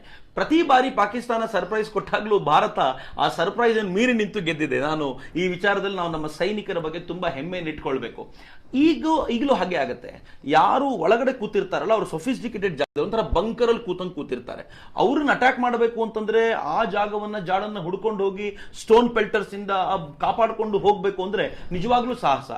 ನೀವು 3 ಜನ ಭಯೋತ್ಪಾದಕರನ್ನ ಕೊಲ್ಲಬೇಕಾದಾಗ ನಮ್ಮ ಸೈನಿಕರು ಸುತ್ತುವರೆದು ನಿಂತುಕೊಂಡು ಅದೊಂದು ಸಾಹಸ ಮಾಡಬೇಕಲ್ಲ, ಅದು ಇಲ್ಲಿ ಕೂತ್ಕೊಂಡು ಹೇಳಿದಷ್ಟು ಸಲೀಸಾದ ಸಂಗತಿಯಲ್ಲ. ಹೀಗಾಗಿ NSG ಕಮಾಂಡೋಗಳು ಅಲ್ಲಿಗೆ ಬರ್ತಾರೆ ಅನ್ನೋದಾದ್ರೆ ಅವ್ರಿಗೆ ಹೆಚ್ಚಿನ ಶಕ್ತಿ ತುಂಬಿದಂತಾಗುತ್ತೆ. ಅದಕ್ಕೋಸ್ಕರವೇ ವಿಶೇಷವಾಗಿ NSG ಕಮಾಂಡೋಗಳನ್ನ ಈ ಬಾರಿ ಕರ್ಕೊಳ್ಳಲಾಗಿದೆ. ಅನೇಕರು NSG ಕಮಾಂಡೋಗಳ ಬಗ್ಗೆ ಕೇಳ್ಕೊಂಡಿದ್ದಾರೆ. ಅಫ್ಕೋರ್ಸ್ ಒಂದಿನ NSG ಕಮಾಂಡೋಗಳ ಬಗ್ಗೆನೇ ಯಾವತ್ತಾದ್ರೂ ಮಾತನಾಡುವಂತ ಒಂದು ಪ್ರಯತ್ನ ನಾವು ಮಾಡೋಣ. ಇನ್ನು ಈ ಕಾಶ್ಮೀರಕ್ಕೆ ಬರ್ತಾ ಇರುವಂತ ಬಹುಶಃ ಸ್ವಲ್ಪ ಏನು ಟೆಕ್ನಿಕಲ್ ಇಶ್ಯೂ ಅಂತ ಅನ್ಸುತ್ತೆ. ಕಾಶ್ಮೀರಕ್ಕೆ ಪಾಕಿಸ್ತಾನದಿಂದ ಅಥವಾ ವಿದೇಶದಿಂದ ಬರುವಂತ ಹಣವನ್ನು ತಡೆಯೋದು ಹೇಗೆ ಅಂತ ಮಂಜುನಾಥ್ ಗೂಳಿಯವರು ಪ್ರಶ್ನೆ ಕೇಳಿದ್ದಾರೆ. ವಿದೇಶದಿಂದ ಹಣ ಬರುತ್ತೆ, ಹೀಗಾಗಿ ಕಾಶ್ಮೀರಕ್ಕೆ ತುಂಬಾ ಶಕ್ತಿ ಇದೆ ಅಲ್ಲಿನ ತರುಣರಿಗೆ ಅಂತ, ಹೇಗೆ ತಡೆಯೋದು ಅಂತ. ತುಂಬಾ ಒಳ್ಳೆಯದು ಮಂಜುನಾಥ್ ಅವರು, ತಮ್ಮ ಪ್ರಶ್ನೆ ತುಂಬಾನೇ ಚೆನ್ನಾಗಿದೆ. ದೇಶಕ್ಕೆ ಬೇಕಾಗಿರೋ ಇದು ಒಂದು ಪ್ರಶ್ನೆ. ನನ್ನ ದೇಶದಲ್ಲಿ 3 ತರದ ಬಾರ್ಡರ್ ಇದೆ. ಒಂದು ಇಂಟರ್ನ್ಯಾಷನಲ್ ಬಾರ್ಡರ್, ಅದು ರಾಜಸ್ಥಾನದಿಂದ ಪಂಜಾಬ್ದವರೆಗೆ ಇದೆ. ಒಂದು LOC line of control Jammu ಕಾಶ್ಮೀರದಲ್ಲಿ ಇದೆ. ಇನ್ನೊಂದು POK ಇದೆ. ಯಾವುದು ಲೈನ್ ಆಫ್ ಕಂಟ್ರೋಲ್ ಇದೆ, ಆ ಲೈನ್ ಆಫ್ ಕಂಟ್ರೋಲ್ ಅನ್ನ ಹಿಡಿತದಲ್ಲಿ ಇಟ್ಟುಕೊಳ್ಳಕ್ ಆಗಲ್ಲ. ಯಾಕಂದ್ರೆ ಇದೆಲ್ಲ ಅಂಡುಲೆಟ್ಟಿಂಗ್ ಗ್ರೌಂಡ್, ಉಬ್ಬಡ್ ಕಬಡ್ ಜಮೀನ್ ಅಂತೀವಿ. ಏರ್ ಇಳಿತಗಳ ಸ್ಥಳ ಇರೋದ್ರಿಂದ ಅಲ್ಲಿ ನಾವು ಎಷ್ಟೆಷ್ಟೋ ಪೋಸ್ಟ್ಗಳ ಇದಾವೆ ಅಲ್ಲಿ LOC ಅಲ್ಲಿ. ಆವಾಗ ದಿನದಲ್ಲಿ ರಾತ್ರಿಯಲ್ಲಿ ಅಲ್ಲಿ ಇರುವಂತ ಒಂದು ನಮ್ಮ ಏನು ಹಿಂದೂಸ್ತಾನದ ಪ್ರಜೆಗಳು ಅಂತ ಅಂತೀವಲ್ಲ, ಅವರು ಸಪೋರ್ಟ್ ಮಾಡ್ತಾರೆ ಅವರಿಗೆ. ನಾವು 2001ರಲ್ಲಿ ತಂಗ್ದಾರ್ ಏರಿಯಾದಲ್ಲಿ 1,40,000 ರೂಪಾಯಿ ಹಿಡಿದ್ವಿ. ಆ ವ್ಯಕ್ತಿ ಯಾರ್ಯಾರು ಕೊಡಬೇಕಾಗಿರೋದು ಅನ್ನೋದನ್ನು ಡಿಟೇಲ್ ತಗೊಂಡ್ಬಂದಿದ್ರು ಅವರು ಇಲ್ಲಿ. ಅದು ಹಿಂದೂಸ್ತಾನಿ ನೋಟ್ ಆಗಿತ್ತು. ನಮ್ಮ ದುರ್ದೈವದ ಸಂಗತಿ ಏನು ಅಂತಂದ್ರೆ HHTIದಲ್ಲಿ ಸಿಗದೆ ಕಬಳಿಸುವಂತ ಒಂದು ಕುತಂತ್ರ ಅವ್ರು ಮಾಡ್ತಾರೆ. ಅಲ್ಲಿ ಒಂದು ಪೋಸ್ಟ್ದಿಂದ ಇನ್ನೊಂದು ಪೋಸ್ಟ್ಗೆ ಮಿನಿಮಮ್ 1 ಕಿಲೋಮೀಟರ್ ದೂರ ಇರುತ್ತೆ. ನಾವು ಇವಾಗ ಸದ್ಯಕ್ಕೆ ಹೇಳ್ಬೇಕಂತಂದ್ರೆ 100 ಮೀಟರ್ಗೆ ನಮ್ಗೆ ಇವಾಗ GPRS ಇದೆ. 100 ಮೀಟರ್ ಹೋಗೋ ಅಷ್ಟರಲ್ಲಿ ನಮಗೆ 5 ನಿಮಿಷ ಆಗತ್ತೆ. ಗೊತ್ತಿದ್ರೆ 2 ನಿಮಿಷ ಆಗುತ್ತೆ, ಗೊತ್ತಿಲ್ಲದೆ ಹೋದ್ರೆ 5 ನಿಮಿಷ ಆಗುತ್ತೆ. ಅದೇ ತರ ಅಲ್ಲಿ ಇರೋದು. ಮತ್ತೊಂದು ಮ್ಯಾಕ್ಸಿಮಮ್ LOC ಎಲ್ಲೆಲ್ಲಿ ಟಚ್ ಆಗಿದೆಯಲ್ಲ ಅಲ್ಲಿ ಎಲ್ಲ ನದಿಗಳಿದಾವೆ. ನದಿಗಳ ಪ್ರಹಾರದಿಂದ ಅಲ್ಲಿ ಎನಿ ಟೈಮ್ ಆವಾಜ್ ಬರುತ್ತೆ. ಆ ಆವಾಜದಲ್ಲಿ ಅವ್ರು ಬಂದಿರೋದು ಹೋಗೋದು ಗೊತ್ತಾಗೋದಿಲ್ಲ. ಇದು ಒಂದು ಸ್ವಲ್ಪ ಕ್ರಿಟಿಕಲ್ ಕಂಡೀಷನ್ ಇತ್ತು. ಆದರೆ ಇವಾಗ ಟೆಕ್ನಾಲಜಿ ಬೆಳೆದಿದೆ. ಇಂದಿನ ದಿನದಲ್ಲಿ ಆ ಥರ ಇಲ್ಲ ಅಂತ ಭಾವಿಸ್ಕೊಳ್ತೀನಿ. ಯಾ ಫೈನ್. ತುಂಬಾ ಟೆಕ್ನಿಕಲ್ ಡೀಟೇಲ್. ಬಹುಶಃ ನಾವು ಗಮನಿಸಬೇಕಾಗಿರುವಂತ ಸಂಗತಿ, ಅನ್ಕೊಂಡಷ್ಟು ಸಲೀಸಲ್ಲ ಗಡಿಯನ್ನ ಕಾಯೋದು. ಇಲ್ಲಿ ನಿಂತ್ಕೊಂಡಾಗ ನಾವು ಹೇಳ್ತೀವಿ ಗಡಿಯಲ್ಲಿ ಹಾಗೆ ಮಾಡಬೇಕು, ಹೀಗೆ ಮಾಡಬೇಕು, ಹಾಗೆ ಹೊಡಿಬೇಕು, that is not that simple. ಅನ್ಕೊಂಡಷ್ಟು ಸಲೀಸಲ್ಲ ಅನ್ನೋದನ್ನ ಅವ್ರು ತುಂಬಾ ಚೆನ್ನಾಗಿ ಹೇಳಿದ್ದಾರೆ. ನಾನು ಒಂದೇ ಒಂದು ಅಂಕಿ ಅಂಶವನ್ನು ನಿಮ್ಗೆ ಕೊಡ್ಲಿಕ್ಕೆ ಇಚ್ಛೆ ಪಡ್ತೀನಿ. 2012 ಮತ್ತು 2013 2 ವರ್ಷಗಳಲ್ಲಿ ಈ ದೇಶದ ಸೇನೆ 130 ಜನರನ್ನ 2 ವರ್ಷ ಸೇರಿ 130 ಭಯೋತ್ಪಾದಕರನ್ನ ಹತ್ಯೆ ಮಾಡಿತ್ತು. 2014ರಲ್ಲಿ 110 ಜನರನ್ನ, 2015ರಲ್ಲಿ 108, 2016ರಲ್ಲಿ 150, 2017ರಲ್ಲಿ 217 ಭಯೋತ್ಪಾದಕರನ್ನ ಹತ್ಯೆ ಮಾಡಲಾಗಿದೆ. ಮೊನ್ನೆ ಮೇವರೆಗೂ ಬಂದಿರುವಂತಹ ರೆಕಾರ್ಡ್ನ ಪ್ರಕಾರ 75 ಭಯೋತ್ಪಾದಕರನ್ನ ಈ ದೇಶ ಕಾಶ್ಮೀರ 1ರಲ್ಲೇ ಅವರನ್ನ ಹತ್ಯೆ ಮಾಡಿ ಯಮಪುರಿಗಟ್ಟಿದೆ. ಒಟ್ಟಾರೆ ಕಳೆದ 4 ವರ್ಷಗಳಲ್ಲಿ 580 ಭಯೋತ್ಪಾದಕರನ್ನ ಈ ದೇಶದ ಸೈನಿಕರು ಯಮಪುರಿಗಟ್ಟಿದ್ದಾರೆ. ನೆನ್ಪಿಟ್ಕೊಳ್ಳಿ ಮಿತ್ರರೇ, ಪ್ರತಿ ಬಾರಿ ಒಬ್ಬ ಭಯೋತ್ಪಾದಕನನ್ನು ಅಡ್ಡಗಟ್ಟೋದು ಅಥವಾ ಅವನನ್ನು ಕೊಲ್ಲೋದು ಅಂತಂದ್ರೆ ಅವನು ಎದುರಿಗೆ ಬಂದು ನಿಂತ್ಕೊಳ್ಳಲ್ಲ, ಇವರೇ ಹುಡುಕೊಂಡು ಹೋಗಿ ಕೊಲ್ಲಬೇಕು ಅಂದ್ರೆ ಆ ಸವಾಲನ್ನ ಸ್ವೀಕರಿಸುವಂತ ಪರಿಸ್ಥಿತಿ ಇರುತ್ತಲ್ಲ, ಅದು ತುಂಬಾ ವಿಶೇಷವಾಗಿರುವಂತದ್ದು. ಇನ್ನೊಂದು ಗಂಭೀರವಾದ ಪಾಯಿಂಟ್ ಅನ್ನ ಗಮನಿಸಬೇಕು. ನಾವು ಟಿವಿಯಲ್ಲಿ ಪದೇ ಪದೇ ನೋಡ್ತಿರ್ತೀವಿ. ಏನ್ ನೋಡ್ತೀವಿ ಅಂತಂದ್ರೆ ಈ ದೇಶದ ಸೈನಿಕರ ಮೇಲೆ ಕಲ್ಲೆಸೆಯೋದನ್ನು ನಾವು ಗಮನಿಸ್ತಾ ಇರ್ತೀವಿ. ಬಹುಶಃ ನಂಗೆ ಗೊತ್ತಿಲ್ಲ, ತುಂಬಾ ಸೂಕ್ಷ್ಮವಾಗಿ ಗಮನಿಸಿದ್ರೆ ನಿಮ್ಗೆ ಗೊತ್ತಾಗುತ್ತೆ. ಈ CRPF ಯಾರಿರ್ತಾರೆ ಅವರು CRPF ಅಂತ ಗೊತ್ತಾದ ತಕ್ಷಣ ಈ ಕಲ್ಲೆಸೆಯೋರು ಆಕ್ಟಿವ್ ಆಗಿಬಿಡ್ತಾರೆ. ಯಾಕೆಂದ್ರೆ CRPFಗೆ ಏಕಾಏಕಿ ಅಟ್ಯಾಕ್ ಮಾಡುವಂತ, ರಿಟಾಲಿಯೇಟ್ ಮಾಡುವಂತ ಅಧಿಕಾರ ಇಲ್ಲ. ಅವರಿಗೆ ಹೈಯರ್ ಆರ್ಡರ್ಸ್ ಕಾಯಬೇಕು ಮತ್ತು ಅವರು ಇರುವಂತ ಸ್ಥಿತಿಯನ್ನ ಸ್ಟೇಟಸ್ ಕೋ ಮೇಂಟೈನ್ ಮಾಡ್ಲಿಕ್ಕೆ ಅಷ್ಟೇ ಇರೋದು. ಅವ್ರು ಯಾವುದನ್ನು ಅಟ್ಯಾಕ್ ಮಾಡುವಂತಿಲ್ಲ. ಆದರೆ ಯಾವಾಗ ಇವರು ಆರ್ಮಿಯ ಮೇಲೆ ಕಲ್ಲೆಸೆಯೋ ಪ್ರಯತ್ನ ಮಾಡ್ತಾರೋ ಆಗ ಆರ್ಮಿಯವರು ಮುಲಾಜು ನೋಡದೆ ಬಡಿತಾರೆ. ಇದುವರೆಗೂ ಇವರು ಅಟ್ಯಾಕ್ ಮಾಡ್ತಿರೋದೆಲ್ಲ CRPF ಮೇಲೆ ಅನ್ನೋದು ನೆನ್ಪಿಟ್ಕೊಳ್ಳಿ. ಹೀಗಾಗಿ ಆರ್ಮಿಯವರು ಏನ್ ಮಾಡ್ತಾರೆ, ಒಂದು ಸಲ ಕಲ್ಲೆಸೆದಿದ್ದಕ್ಕೆ ಒಬ್ಬನನ್ನ ಜೀಪಿಗೆ ಕಟ್ಕೊಂಡು ಹೋದ್ರು. ಈಗ ಆರ್ಮಿಯವರು ಮುಂದೆ ಈ ತರದ ನಖರ ಮಾಡ್ಲಿಕ್ಕೆ ಹೋಗಲ್ಲ. ನೀವು ಕದನ ವಿರಾಮ ನಡೆದ ಮರುದಿನ ಒಂದು ಒಳ್ಳೆ ವಿಡಿಯೋ ಸುತ್ತಾಡ್ತಾ ಇತ್ತು. ಏನ್ ಮಾಡಿದ್ರು ಅಂದ್ರೆ, ಕಲ್ಲೆಸೆಯೋರಲ್ಲಿ 5-6 ಜನರನ್ನ ಹಿಡ್ಕೊಂಡು ಬಂದ್ರು. ಈ ಸೈನಿಕನವರು ನಿಂತ್ಕೊಂಡು ಆ 5-6 ಜನರನ್ನ ಜೀಪ್ ಮುಂದೆ ನಿಂತ್ಕೊಂಡು ಹೊಡೆಯೋರ್ಗೆ ಹೇಳಿದ್ರಿ, ಈಗ ಹೊಡಿರಿ ಪರವಾಗಿಲ್ಲ, ಅದೆಷ್ಟು ಹೊಡಿತಾರೋ ನಾವು ನೋಡ್ಬಿಡ್ತೀವಿ ಅಂತ. ಕಲ್ಲಿ ಎಸೆಯೋರು ಪತರುಗುಟ್ಟಿ ಹೋದ್ರು ಅಂತ. ಆರ್ಮಿ ಈ ತರದ್ ಮಾಡುತ್ತಲ್ಲ, ಈ ತರದ್ ಮಾಡಿದಾಗ ಆರ್ಮಿ ಅಂತವರಿಗೆ ಶಿಕ್ಷೆ ಕೊಡಲ್ಲ, ಬದಲಿಗೆ ಪ್ಯಾಟ್ ಮಾಡುತ್ತೆ. ಇಡೀ ದೇಶ ಇಂಥವ್ರ ಜೊತೆಗೆ ನಿಂತ್ಕೊಂಡಿದ್ದು ಬಹಳ ಹೆಮ್ಮೆಯ ಸಂಗತಿ. ಹೀಗಾಗಿ ಈ ಅವಕಾಶಗಳನ್ನ ಸೈನಿಕರ ಪರವಾಗಿ ನಿಂತ್ಕೊಳ್ಳುವ ಅವಕಾಶ ಬಂದಾಗ ನಾವು ನಿಲ್ಲಬೇಕು. ಯಾಕೆ ಅಂದ್ರೆ ಅವರು ತಮ್ಮ ಜೀವವನ್ನೇ, ತಮ್ಮ ಪ್ರಾಣವನ್ನೇ ಒತ್ತೆ ಇಟ್ಟು ಈ ಒಂದು ಪ್ರಯತ್ನಕ್ಕೆ ನಿರತವಾಗಿರ್ತಾರೆ. ಸೊ ಹೀಗಾಗಿ ಇದು ನಮ್ಮ ಅತ್ಯಂತ ಅವಶ್ಯಕತೆಯ ಸಂಗತಿ ಅಂತ ನನಗೆ ಅನ್ಸುತ್ತೆ. ಮತ್ತೆ ಮತ್ತೆ ಆರ್ಟಿಕಲ್ 370 ಬಗ್ಗೆ ಕೇಳ್ತಿದ್ದಾರೆ. ಈ ವಿಡಿಯೋದ ಆರಂಭದಲ್ಲೇ ನಾವು ಆರ್ಟಿಕಲ್ 370 ಬಗ್ಗೆ ಮಾತನಾಡಿದೀವಿ. ದಯವಿಟ್ಟು ಆರ್ಟಿಕಲ್ 370 ಬಗ್ಗೆ ನೀವು ಅಲ್ಲಿ ನೋಡಬಹುದು ಅಂತ ನನಗೆ ಅನ್ಸುತ್ತೆ. ಈ ಒಟ್ಟಾರೆ ಈ ಸಮಸ್ಯೆಗೆ ಜಮ್ಮು ಸೆಪರೇಟ್ ಸ್ಟೇಟ್ ಮಾಡಿ, ಕಾಶ್ಮೀರನ ಕೇಂದ್ರಾಡಳಿತ ಪ್ರದೇಶ ಮಾಡಿ, ಸೆಂಟ್ರಲ್ ಗವರ್ಮೆಂಟ್ ಅಂಡರ್ ಅಲ್ಲಿ ಕಂಟ್ರೋಲ್ ಮಾಡ್ಕೊಳ್ಬಹುದಾ ಅಂತ, ಹೀಗೆ ಮಾಡ್ಕೊಳ್ಳಿಕ್ಕೆ ಆಗಲ್ಲ ಅನ್ನೋದಕ್ಕೆ 370 ಅಡ್ಡ ಬಂದು ಕೂತಿರೋದು. 370 ಕುರಿತಂತೆ ಆಲೋಚನೆ ಮಾಡಬೇಕು. ನನಗೊಬ್ರು ಒಂದು ಪ್ರಶ್ನೆ ಕೇಳಿದ್ದಾರೆ, what is the best political solution to the Kashmir conflict? Should Kashmir be given independence? Is the status quo the best solution ಅಂತ? ಕಾಶ್ಮೀರಕ್ಕೆ ಸ್ವಾತಂತ್ರ್ಯ ಕೊಟ್ಬಿಡೋದು ಒಳ್ಳೇದಾ ಅಥವಾ ಈಗಿರೋದ್ರ ತರ ಮೇಂಟೈನ್ ಮಾಡೋದು ಒಳ್ಳೇದಾ? ಏನ್ ಸೊಲ್ಯೂಷನ್ ಆಗ್ಬೋದು ವೀರಣ್ಣ ಜೋಶಿ, ನಿಮ್ಗೆ ಏನ್ ಅನ್ಸುತ್ತೆ? ತುಂಬಾ ಒಳ್ಳೆಯ ಪ್ರಶ್ನೆ. ಇವಾಗ ನಾನು ಕೇಳ್ತೀನಿ, ನಮ್ಮ ದೇಹದ ಭಾಗಗಳಲ್ಲಿ ತಲೆ ನನಗೆ ಇಲ್ಲದೆ ಹೋದ್ರೆ ಏನಾಗತ್ತೆ, ತಲೆ ಇಲ್ಲದೆ ಹೋದ್ರೆ ಏನಾಗತ್ತೆ ಅನ್ನೋ ಒಂದು ಪ್ರಶ್ನೆ, ಇದಕ್ಕೆ ಉತ್ತರ ಸಿಕ್ಕಿರಬಹುದು. ಯಾಕಂತಂದ್ರೆ ಇದು ಸಮಂಜಸಾದ ಪ್ರಶ್ನೆ ಇದ್ದದಕ್ಕೆ ಇದೇ ತರ ಉತ್ತರ ಕೊಡಬೇಕು ಅಂತ ವಿಚಾರ ಇದೆ. ಇವಾಗ ಆರ್ಟಿಕಲ್ 370 ಹಾಕಿದ್ದಾರೆ. ಹಂಗಾಗಿ ಹೇಳಿದ್ರು, ಸರ್ CRPF ದವ್ರು ನೋಡಿದ್ರೆ ಕಲ್ಲು ಹೊಡಿತಾರೆ, ಆರ್ಮಿಯವ್ರು ನೋಡಿದ್ರೆ ಕಲ್ಲು ಹೊಡೆಯೋದಿಲ್ಲ. ಯಾಕಂದ್ರೆ ಗೃಹ ಮಂತ್ರಿ ಕೈಯಲ್ಲಿರೋದು CRPF, ರಾಷ್ಟ್ರಪತಿ ಅವರ ಕೈಯಲ್ಲಿರೋದು ಆರ್ಮಿ, ನೇವಿ, ಏರ್ಫೋರ್ಸ್. ಹಂಗಾಗಿ ಅವರಿಗೆ ಎನಿ ಟೈಮ್ ತಮ್ಮ ಆರ್ಡರ್ ತಮ್ಮ ಕೈಯಲ್ಲಿರುತ್ತೆ. ತಮ್ಮ ಕಲ್ಮೆವಲ ಉಂಗ್ಲಿ ಅಂತಾರೆ, ತೋರ್ ಬೆರಳಿಗೆ ಕಲ್ಮೆವಲ ಉಂಗ್ಲಿ ಅಂತಾರೆ, ಕಲ್ಮೆವಲ ಉಂಗ್ಲಿಯಲ್ಲಿರುತ್ತೆ. ಎದುವರೆಗೆ ಮ್ಯಾಗ್ಝಿನ್ ಖಾಲಿ ಆಗಲ್ಲ, ಅದುವರೆಗೆ ಅವನು ಬಿಡೋದಿಲ್ಲ, ಉಗ್ರವಾದಿ ಇದ್ರೆ ಮಾತ್ರ. ಪದೇ ಪದೇ ಯಾಕೆ ಹೇಳ್ತಾ ಇದ್ದೀನಿ ಅಂತಂದ್ರೆ, ಅಲ್ಲಿರೋ ಜನ ಇವಾಗ ಹೇಳ್ತಾ ಇದ್ದಾರೆ, ಅಯ್ಯೋ ನಮ್ಮನ್ನು ಹೊಡಿತಾರೆ. ಗುಲಾಂ ನಬಿ ಅವರು ಹೇಳಿದರು, ಉಗ್ರವಾದಿ ಅವರಕ್ಕಿಂತ ಇಂದಿನ ಒಂದು ಪೇಪರ್ ಸ್ಟೇಟಸ್ ಇದೆ, ಉಗ್ರವಾದಿಯವರಕ್ಕಿಂತ ಆರ್ಮಿಯವರೇ ತುಂಬಾ ಜನರನ್ನ ಹೀನಾಯವಾಗಿ ಹೊಡಿತಾ ಇದ್ದಾರೆ, ಕೊಲ್ತಾ ಇದ್ದಾರೆ ಅನ್ನೋದು. ಬಂಧುಗಳೇ, ನಾನ್ ಕೇಳ್ತೀನಿ, ನನ್ನ ಸೇನೆಯನ್ನು ಹೊಡೆಯುವಾಗ ಈ ಪ್ರಶ್ನೆ ಎಲ್ಲಿ ಹೋಗಿತ್ತು? ಅವನು ಮನುಷ್ಯನಲ್ವಾ? ಅವನು ಭಾರತ ದೇಶದವನಲ್ವಾ? ಅದಕ್ಕಾಗಿ ತಲೆ ಎಷ್ಟು ನನಗೆ ಮುಖ್ಯನೋ ಜಮ್ಮು ಕಾಶ್ಮೀರ ಅಷ್ಟೇ ಮುಖ್ಯ ಬಂಧು. ವಂಡರ್ಫುಲ್ ಮಿತ್ರ, ಬಹುಶಃ ನನಗೆ ಈ ಪ್ರಶ್ನೆಗೆ ನಿಮಗೆ ಉತ್ತರ ಸಿಕ್ಕಿರ್ಬೋದು ಅಂತ ಅನ್ಕೊಳ್ತೀನಿ. ಜಮ್ಮು ಕಾಶ್ಮೀರವನ್ನ ಬಿಟ್ಟು ಕೊಡುವ ಪ್ರಶ್ನೆಯೇ ಇಲ್ಲ. ಈಗಾಗಲೇ ನಾವೇನು POK ಕಳ್ಕೊಂಡಿದೀವಿ, ಪಾಕ್ ಆಕ್ಯುಪೈಡ್ ಕಾಶ್ಮೀರ ಆಗಿ ಕಳ್ಕೊಂಡು ಹೋಗ್ಬಿಟ್ಟಿದೆ. ಆ ಕಳ್ಕೊಂಡಿರುವಂತ POK ಯನ್ನು ಕೂಡ ವಾಪಸ್ ತಗೋಬೇಕು. ಯಾರ್ದೋ ಒಂದು ಆ ಪ್ರಶ್ನೆ ಇದೆ, ಬಹಳ ಚೆನ್ನಾಗಿದೆ. ಸಂಬಡಿ ಇಸ್ ಆಸ್ಕ್ಡ್, ನಾವು POK ತಗೊಳ್ಳಿಕ್ಕೆ ಸಾಧ್ಯ ಇಲ್ವಾ ಅಂತ.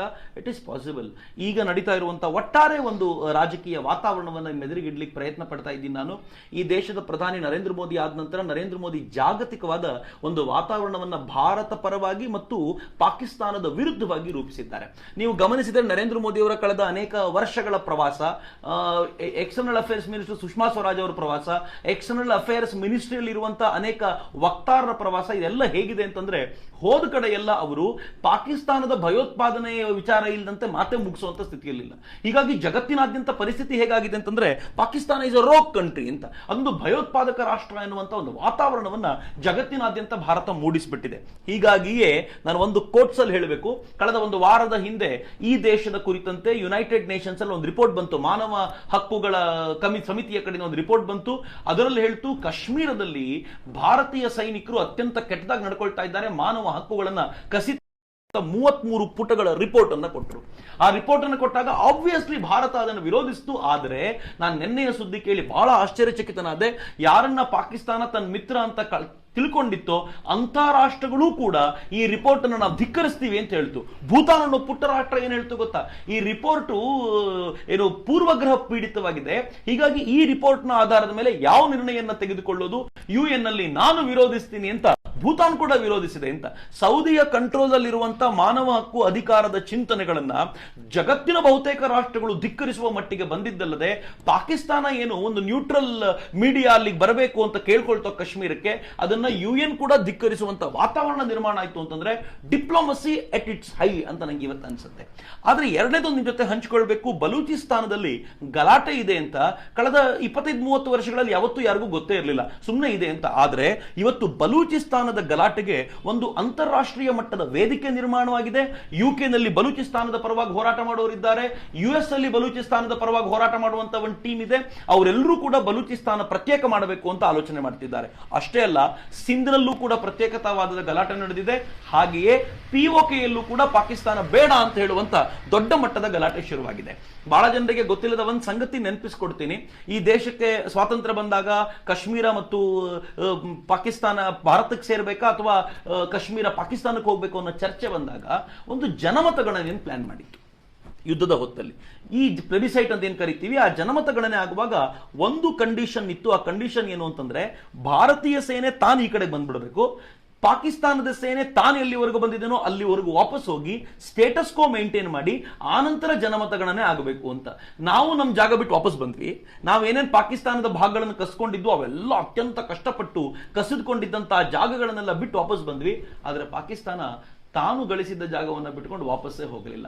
ಸ್ಟೇಟಸ್ ಕೋ ಮೇಂಟೈನ್ ಮಾಡಬೇಕು ಅನ್ನೋ ಮೊದಲನೇ ನಿಯಮವನ್ನ ಪಾಕಿಸ್ತಾನ ತಾನು ಫಾಲೋನೇ ಮಾಡದೆ ಹೋಗಿದ್ದರಿಂದ ಜನಮತ ಗಣನೆಗೆ ಅವಕಾಶವೇ ಉಳ್ಕೊಳ್ಳಿಲ್ಲ. ಹೀಗಾಗಿ ಇವತ್ತು ಜನಮತ ಗಣನೆ ಆಗಲಿಲ್ಲ. ಆದರೆ ಇವತ್ತಿಗೂ ಕೂಡ ಬೆಂಗಳೂರಿನ ಟೌನ್ ಹಾಲ್ ಮುಂದೆ ನಿಂತುಕೊಳ್ಳುವಂತ ಗಂಜಿ ಗಿರಾಕಿಗಳನ್ನ ಕೇಳಿ ಕಾಶ್ಮೀರದಲ್ಲಿ ಜನಮತ ಗಣನೆ ಆಗಬೇಕು ಅಂತ ಹೇಳ್ತಾರೆ. ಜನಮತ ಗಣನೆಗಿಂತ ಮುಂಚೆ ಕಾಶ್ಮೀರದಲ್ಲಿ POK ಯನ್ನ ಪಾಕಿಸ್ತಾನ ಬಿಟ್ಟು ಹೋಗಬೇಕಲ್ಲ.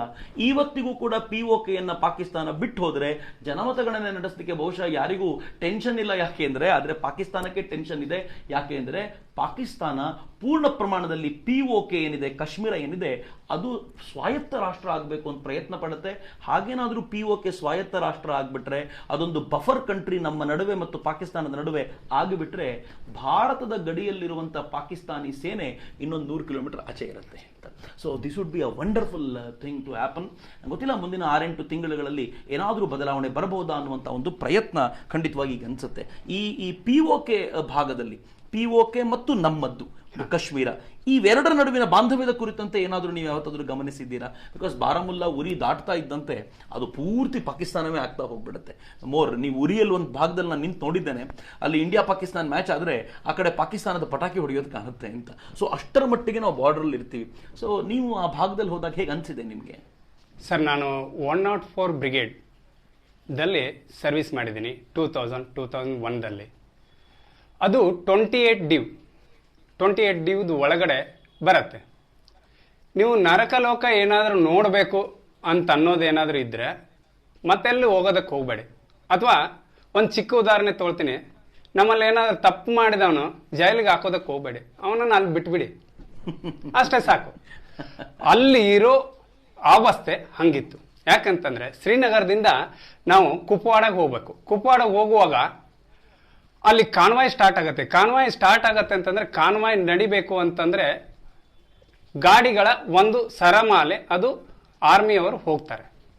ಆ ಹೋಗುವ ರೀತಿ ಹೆಂಗಿರುತ್ತೆ ಅಂತಂದ್ರೆ ಆ ರೋಡ್ನಲ್ಲಿ ID ಬ್ಲಾಸ್ಟ್ ಮಾಡ್ತಾರೆ ಅವರು, ಉಗ್ರವಾದಿಗಳು. ಅದನ್ನೆಲ್ಲ ಚೆಕ್ ಮಾಡ್ಕೊಂಡು ಹೋಗ್ಬೇಕು. ಅಲ್ಲಿಂದ ತಂಗ್ದಾರ್ ಅಂತಂದ್ರೆ ನಿಮಗೆ ಬಾರಾಮುಲ್ಲಾ, ದುರ್ಗ್ಮುಲ್ಲಾ, ಚೌಕಿಬಾಲ್ ಇವೆಲ್ಲ ಆಗ್ತವೆ. ಉರಿ ಸೆಕ್ಟರ್ ಹೇಳಿದ್ರು, ಉರಿ ಸೆಕ್ಟರ್ ಲೆಫ್ಟ್ ಸೈಡ್ ದಲ್ಲಿ ಬರುತ್ತೆ, ಇದು ಬಂದ್ಬಿಟ್ಟು ರೈಟ್ ಸೈಡ್ ದಲ್ಲಿ ಬರುತ್ತೆ. 109 ಬ್ರಿಗೇಡ್ ಉರಿ ಸೆಕ್ಟರ್ ಬರುತ್ತೆ. 104 ಬ್ರಿಗೇಡ್ ಬಂದ್ಬಿಟ್ಟು ಇದಕ್ಕೆ ತಂಗ್ದಾರ್ ಬರುತ್ತೆ.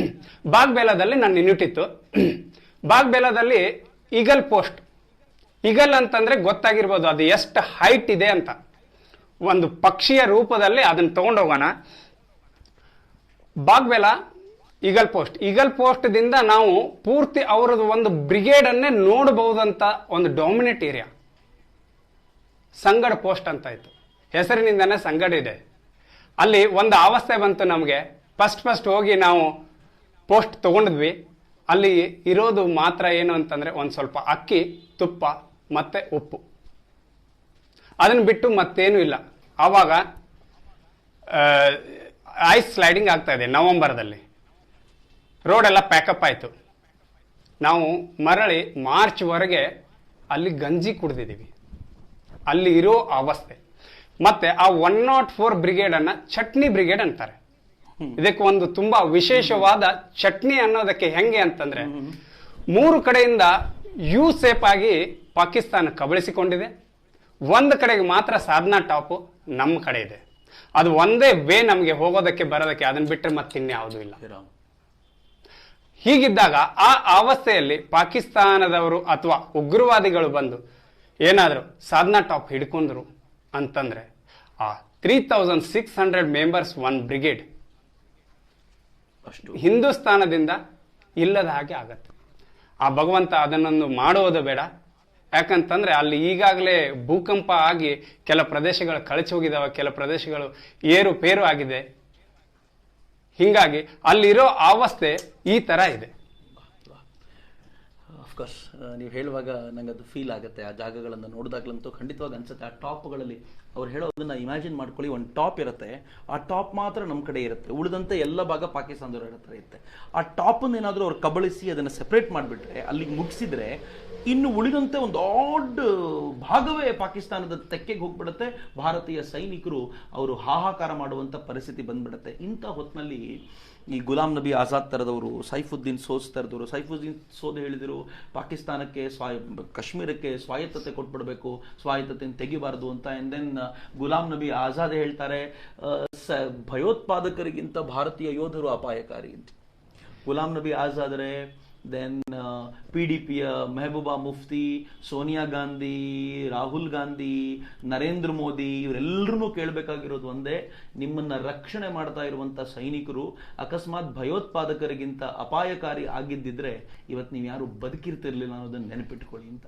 ಆ ಸೈನಿಕರು ತಮ್ಮ ಜೀವದ ಹಂಗನ್ನು ತೊರೆದು ನಿಮ್ಮನ್ನ ಬದುಕಿಸಬೇಕು, ಕಾಪಾಡಬೇಕು ಅಂತ ನಿಂತಿರೋದ್ರಿಂದ you have Z security, Y security and what not, ಎಲ್ಲ ತರದ ಸೆಕ್ಯೂರಿಟಿಗಳನ್ನ ಇಟ್ಕೊಂಡು ನೀವು ತುಂಬಾ ಮೆರಿತಿದ್ದೀರಿ, ಮಾತನಾಡ್ತಿದ್ದೀರಿ ಅಂತ ಅಂತಂದ್ರೆ ಆ ಸೈನಿಕರು ತಮ್ಮ ಎದೆಯನ್ನ ಗುಂಡಿಗೆ ಎದುರಿಗೆ ಕೊಟ್ಟಿರೋದ್ರಿಂದ ನೀವೆಲ್ಲ ಬದುಕಿದ್ದೀರಿ ಅನ್ನೋದನ್ನ ನೆನ್ಪಿಟ್ಕೊಳ್ಳಿ. ದುರದೃಷ್ಟಕರ ಸಂಗತಿ ಏನ್ ಗೊತ್ತೇನು, ಮಾನವ ಹಕ್ಕುಗಳ ಆಯೋಗ UN ನಲ್ಲಿ ಈ ತರದ ಮಾತಾಡ್ತಿರ್ಬೇಕಾದ್ರೆ ಇಲ್ಲಿನ ಗುಲಾಂ ನಬಿ ಆಜಾದ್ ಹೀಗೆ ಮಾತಾಡ್ತಾರಲ್ಲ, ಅವ್ರು ಹೀಗೆ ಮಾತಾಡುವ ಹೊತ್ತಿನಲ್ಲಿ ಸರಿಯಾಗಿ ಪಾಕಿಸ್ತಾನದ ಲಷ್ಕರ್ ಎ ತಯ್ಯಬ ಇದಕ್ಕೆ ಖುಷಿ ಪಟ್ಟು ಹೇಳುತ್ತೆ, ನಾವು ಗುಲಾಂ ನಬಿ ಆಜಾದರ ಜೊತೆಯಲ್ಲಿ ಪೂರ್ಣ ಪ್ರಮಾಣದಲ್ಲಿ ನಿಂತ್ಕೊಳ್ತೀವಿ, ಅವ್ರು ಹೇಳೋದು ಸರಿ ಅಂತ. What nonsense! ಈ ದೇಶದ ಒಬ್ಬ ರಾಜಕಾರಣಿ ತಾನು ಪಾಕಿಸ್ತಾನದ ಲಷ್ಕರ್ ಎ ತಯ್ಯಬಾದ ಸಪೋರ್ಟ್ ತೆಗೆದುಕೊಳ್ಬೇಕಾ? ಇನ್ನು ಸ್ವಲ್ಪ ದಿನ ಕಳೆದರೆ ಹಾಫೀಜ್ ಸಯೀದ್ ಕೂಡ ಭಾರತದ ಈ ಗುಲಾಂ ನಬಿ ಆಜಾದ್ ಹೇಳುವಂತ ಮಾತು, ಸೈಫುದ್ದೀನ್ ಸೋಜ್ ಹೇಳುವಂತ ಮಾತು ಅಕ್ಷರಶಃ ಸರಿಯಾಗಿದೆ, ನಾವು ಅವ್ರ ಪರವಾಗಿ ನಿಂತ್ಕೊಳ್ತೀವಿ ಅಂತ ಹೇಳಿ ಅವರು ಎಲೆಕ್ಷನ್ಗೆ ಪ್ರಚಾರ ಮಾಡ್ಲಿಕ್ಕೆ ಬಂದ್ರೆ ಒಪ್ಕೊಳ್ತೀವ? ನಾವು ಈ ಮಟ್ಟಿಗೆ ಹದಗೆಟ್ಟು ಹೋಗುವಂತ ಸ್ಥಿತಿ ಬಂದಿದೆಯಾ? ಯಾವತ್ತೂ ನಾವು ಪಕ್ಷ ಪ್ರತಿಪಕ್ಷಗಳು ಬೇರೆ ಇರ್ಬೋದಾದ್ರೆ ರಾಷ್ಟ್ರದ ವಿಚಾರ ಬಂದಾಗ ಪಕ್ಷ ಅಲ್ಲ, ಪ್ರತಿಪಕ್ಷ ಅಲ್ಲ, ಮತ್ತೊಂದಲ್ಲ, ನಾವೆಲ್ಲರೂ ಭಾರತವಾಗಿ ಯೋಚನೆ ಮಾಡಬೇಕಾದಂತ ಅಗತ್ಯ ಇದೆಯಲ್ಲ. ಹಾಗೆ ಭಾರತವಾಗಿ ಯೋಚನೆ ಮಾಡಬೇಕು ಅಂತಂದ್ರೆ ನಮಗಿರೋದು ಒಂದೇ ಒಂದು ಮಾರ್ಗ ಇದು ಅಂತ ನನ್ಗೆ ಯಾವಾಗಲೂ ಅನ್ಸುತ್ತೆ. ಇನ್ನು ಸ್ವಲ್ಪ ದಿನದಲ್ಲಿ ನಾನು ಈರಣ್ಣವ್ರನ್ನು ಕೇಳಬೇಕು ಈ ಮಾತನ್ನ. ಅಮರನಾಥ್ ಯಾತ್ರೆ ಶುರುವಾಗ್ಬಿಡತ್ತೆ, ಮೇ ಬಿ ಶುರುವಾಗಿದೆ, ಅಮರನಾಥ್ ಯಾತ್ರೆ ಶುರುವಾಗಿದೆ, ಕಳೆದ 28ಕ್ಕೆ ಶುರುವಾಗಿದೆ. ಅಮರನಾಥ ಯಾತ್ರೆಗೆ ಹೋಗುವ ಹೊತ್ತಲ್ಲಿ ಈ ತರದ ಗೊಂದಲಗಳು ಹಿಂಗೇನಾದ್ರೂ ಆಗಿ ಮತ್ತೇನಾದ್ರೂ ದಾಳಿ ಆಗೋ ಚಾನ್ಸಸ್ ಇದೆ ಅಂತ ಅನ್ಸುತ್ತಾ? ಈಗ ಆಗ್ಬೋದು ಸರ್. ಯಾಕಂತಂದ್ರೆ ಇವಾಗ ಅನಂತನಾಗ್ ಕಡೆಯಿಂದ ಒಂದು ರೂಟ್ ಇದೆ, ಅದು ಪಹಲ್ಗಾಂವ್ ಕಡೆಯಿಂದ. ಅಲ್ಲಿಂದ ಬಂದ್ರೆ ಪೂರ್ತಿ ಅಮರನಾಥದ ಪೂರ್ತಿ ಹಿಸ್ಟ್ರಿ ಬರುತ್ತೆ ನಮಗೆ. ಇನ್ನೊಂದು ಬಾಲ್ಟಾಲ್ ಕಡೆಯಿಂದ ತುಂಬಾ ಜನ ಜಾಸ್ತಿ ಬರ್ತಾರೆ, ವಯಸ್ಸಾದವ್ರು ಬರ್ತಾರೆ. ಬಾಲ್ಟಾಲ್ ಕಡೆಯಿಂದ ಸುಮಾರು ಒಂದು 16 ಕಿಲೋಮೀಟರ್ ಇದೆ. ಇದು ಅನಂತನಾಗ್ ಕಡೆಯಿಂದ ಪಹಲ್ಗಾಂವ್ ಇಂದ 3 ದಿನ ಬೇಕಾಗತ್ತೆ. ಆದ್ರೆ ಹಿಸ್ಟ್ರಿ ಎಲ್ಲ ನೋಡ್ಕೊಂಡು ಹೋಗೋಣ ಅನ್ನೋ ಜನ ತುಂಬಾ ಜಾಸ್ತಿ ಇರ್ತಾರೆ. ಅವಾಗ ಸೇನೆ ಎಷ್ಟು ಮುತುವರ್ಜಿ ವಹಿಸಿ ತನ್ನ ಕಾರ್ಯವನ್ನು ನಿರ್ವಹಿಸಿದರು. ಒಂದು ಸ್ವಲ್ಪ ಎಲ್ಲಾದ್ರೂ ಏನಾದ್ರೂ ಎಡವಟ್ಟಾಯ್ತು ಅಂತಂದ್ರೆ ಆಗೋ ಚಾನ್ಸಸ್ ಇದೆ ಸರ್. ಯಾಕಂತಂದ್ರೆ ನಾನು ಪರಮವೀರ್ ಚಕ್ರ ಸಂಜಯ್ ಸರ್ಗೆ ಬಾಡಿಗಾರ್ಡ್ ಆಗಿ ನಾನು ಸೋನಾಮಾರ್ಗದಿಂದ ಹೆಲಿಯಲ್ಲಿ ಒಂದ್ಸಾರಿ ಹೋದೆ ಅಮರನಾಥ್ ದರ್ಶನ ಮಾಡ್ಕೊಂಡ್ ಬಂದೆ. ನೀವು ರೈಫಲ್ ಮ್ಯಾನ್ ಸಂಜಯ್ ಕುಮಾರ್ ಬಗ್ಗೆ ಮಾತಾಡ್ತೀರಾ? ಹೌದು, ರೈಫಲ್ ಮ್ಯಾನ್ ಕಾರ್ಗಿಲ್ ಯುದ್ಧದಲ್ಲಿ ಆ ಒಂದು ಸದಾವಕಾಶ ನನಗೆ ಸಿಕ್ಕಿತ್ತು. ಅದಾದ್ಮೇಲೆ ನಾನು ಒಂದ್ಸಾರಿ ನಡ್ಕೊಂಡು ಹೋಗಿ ದೇವರ ದರ್ಶನ ಮಾಡಬೇಕು ಅಂತ ನಾನು ನಡ್ಕೊಂಡು ಹೋದೆ. ಅಲ್ಲಿ ನಡ್ಕೊಂಡು ಹೋಗುವಾಗ ಸುಮಾರು ಒಂದು ಅರ್ಧ ಕಿಲೋಮೀಟರ್ ಅಷ್ಟು ಜಾರಿನೇ ಹೋಗ್ಬೋದು ಅಂತ ಒಂದು ಅವಸ್ಥೆ ಇದೆ ಸರ್. ಆವಾಗ ಎಷ್ಟು ನನ್ನ ಸೈನಿಕರು ಹದ್ದು ಬಸ್ತಿಯಲ್ಲಿಟ್ಟು ಎಷ್ಟು ತನ್ನ ಕಣ್ಣಿನಿಂದ ಅಥವಾ ಒಳ್ಳೆ ಡಾಮಿನೇಟ್ ಏರಿಯಾದಿಂದ ತಾನೇನು ಫೈರ್ ಬೇಸ್ ಮಾಡ್ಕೊಂಡು ನೋಡಿದ್ರು ಕೂಡ ಆ ಜಾರುವ ಸ್ಥಿತಿಯಲ್ಲಿ ಎಷ್ಟು ಜನ ಹೋಗ್ತಾ ಇದಾರೆ, ಎಷ್ಟು ಜನ ಬರ್ತಾ ಇದಾರೆ, ಅವ್ರನ್ನ ಹೆಂಗನ್ನ ಸರ್ಚ್ ಮಾಡೋದು ಅನ್ನೋದು ತುಂಬಾ ಒಂದು ಕಷ್ಟಕರವಾದ ಸಂಗತಿ ಇದೆ. ಇದಕ್ಕೆ ಯಾವ ತರ ಒಂದು ಸರ್ಕಾರ ರಚಿಸಿ ಅದನ್ನ ಯಾವ ತರ ಅವರನ್ನ ಸರ್ಚ್ ಮಾಡಿ ಬಿಡಬೇಕು ಅನ್ನೋದು ಒಂದು ತುಂಬಾ ಕಠಿಣವಾದ ಪ್ರಶ್ನೆ ಎಲ್ಲರನ್ನು ಕಾಡ್ತಾ ಇರತ್ತೆ. ದೇವರಿಗೆ ಹೋದವರು ವಾಪಸ್ ಬರಬೇಕು ಅಂತ ವಿಚಾರ ಮಾಡ್ತಾರೆ. ಆದ್ರೆ ದುರ್ದೈವ ಸಂಗತಿ ನನ್ನ ಅಮರನಾಥ್ ನೋಡೋದಕ್ಕೆ ನನಗೆ ಆಗ್ತಾ ಇಲ್ಲ. ನಿಜ ಮಿತ್ರರೇ, ಸೈನಿಕನ ಲೆಟ್ ಅಸ್ ವೈಂಡ್ ಆಫ್. ಬಹಳ 1 ಗಂಟೆಯ ಹತ್ರ ನಾವು ಬಂದಿದ್ದೀವಿ. ನಾನು ಕೊನೆ ಹಂತದಲ್ಲಿ ನಿಮ್ಗೆ ಒಂದೇ ಒಂದು ಮಾತನ್ನು ಕೇಳ್ಕೊಳ್ಬೇಕೇನು ಅಂತಂದ್ರೆ, ಈ ಸೈನಿಕ ಇಲ್ಲಿ ಕಾದಾಡ್ತಾನಲ್ಲ ಆ ಬಾರ್ಡರ್ ನಿಂತ್ಕೊಂಡು, ಅವನು ಕಾದಾಟ ಮಾಡ್ತಾ ಇರೋದು ಬರೀ ಹೊರಗಡೆಯ ಶತ್ರುವಿನೊಟ್ಟಿಗೆ ಮಾತ್ರ ಅಲ್ಲ, ಒಳಗೆ ಇದ್ದು ಕಲ್ಲೆಸೆಯೋನೊಂದಿಗೆ ಕಾದಾಡ್ತಾನೆ. ಬರೀ ಅಷ್ಟಕ್ಕೆ ನಿಲ್ಲಲ್ಲ, ಇದೇ ಒಳಗೆ ನಿಂತುಕೊಂಡು ನಮ್ಮ ಓಟನ್ನ ಪಡ್ಕೊಂಡು ಆಯ್ಕೆ ಆಗಿ ಹೋದಂತ ಅಯೋಗ್ಯ ಕೂಡ ಇವನ್ ವಿರುದ್ಧ ಮಾತನಾಡ್ತಿರ್ತಾನೆ. ಇವನ್ ಎಲ್ಲವನ್ನೂ ಕೂಡ ದೇಶಕ್ಕೋಸ್ಕರ ಮಾಡ್ತಾ ಇರ್ಬೇಕಾದಾಗ ಅವನು ಎಲ್ಲರಿಂದಲೂ ಮಾತು ಕೇಳಬೇಕಾದ ಪರಿಸ್ಥಿತಿ ಬರುತ್ತೆ. ದೇಶಕ್ಕೋಸ್ಕರ ಹೋರಾಟ ಮಾಡುವಾಗ ಗುಂಡನ್ನು ಎದುರಿಸೋದು ಸುಲಭ, ಆದರೆ ಈ ಅಯೋಗ್ಯರು ಕೆಲವರು ಮಾತನಾಡುವ ಮಾತುಗಳನ್ನ ಕೇಳೋದು ಬಹಳ ಕಷ್ಟ. ಇದ್ರ ಜೊತೆಗೆ ಇನ್ನೊಂದು ಸಮಸ್ಯೆ ಏನ್ ಗೊತ್ತಾ, ಇಡೀ ಟೀಮ್ನಲ್ಲಿ 14-15 ಜನ ಇರ್ತಾರೆ. ವಾಪಸ್ ಬರುವಾಗ ಒಬ್ರೋ ಇಬ್ರೋ ಶವವಾಗ್ಬಿಡ್ತಾರಲ್ಲ, ಅವತ್ತಿನ ಸ್ಥಿತಿ ಹೇಗಿರ್ಬೋದು? ಲೆಫ್ಟಿನೆಂಟ್ ಉಮರ್ ಫಯಾಜನನ್ನ ಕಳ್ಕೊಂಡಾಗ ಆ ಸೈನ್ಯದ ಟೀಮ್ ಹೇಗೆ ರೋಧಿಸಿರ್ಬೋದು ಅಂತ, ಅವರ ಭಾವನೆಗಳು ಹೇಗಿದ್ದಿರ್ಬೋದು ಅಂತ ಯಾವಾಗಾದ್ರೂ ಊಹಿಸ್ತೀರಾ?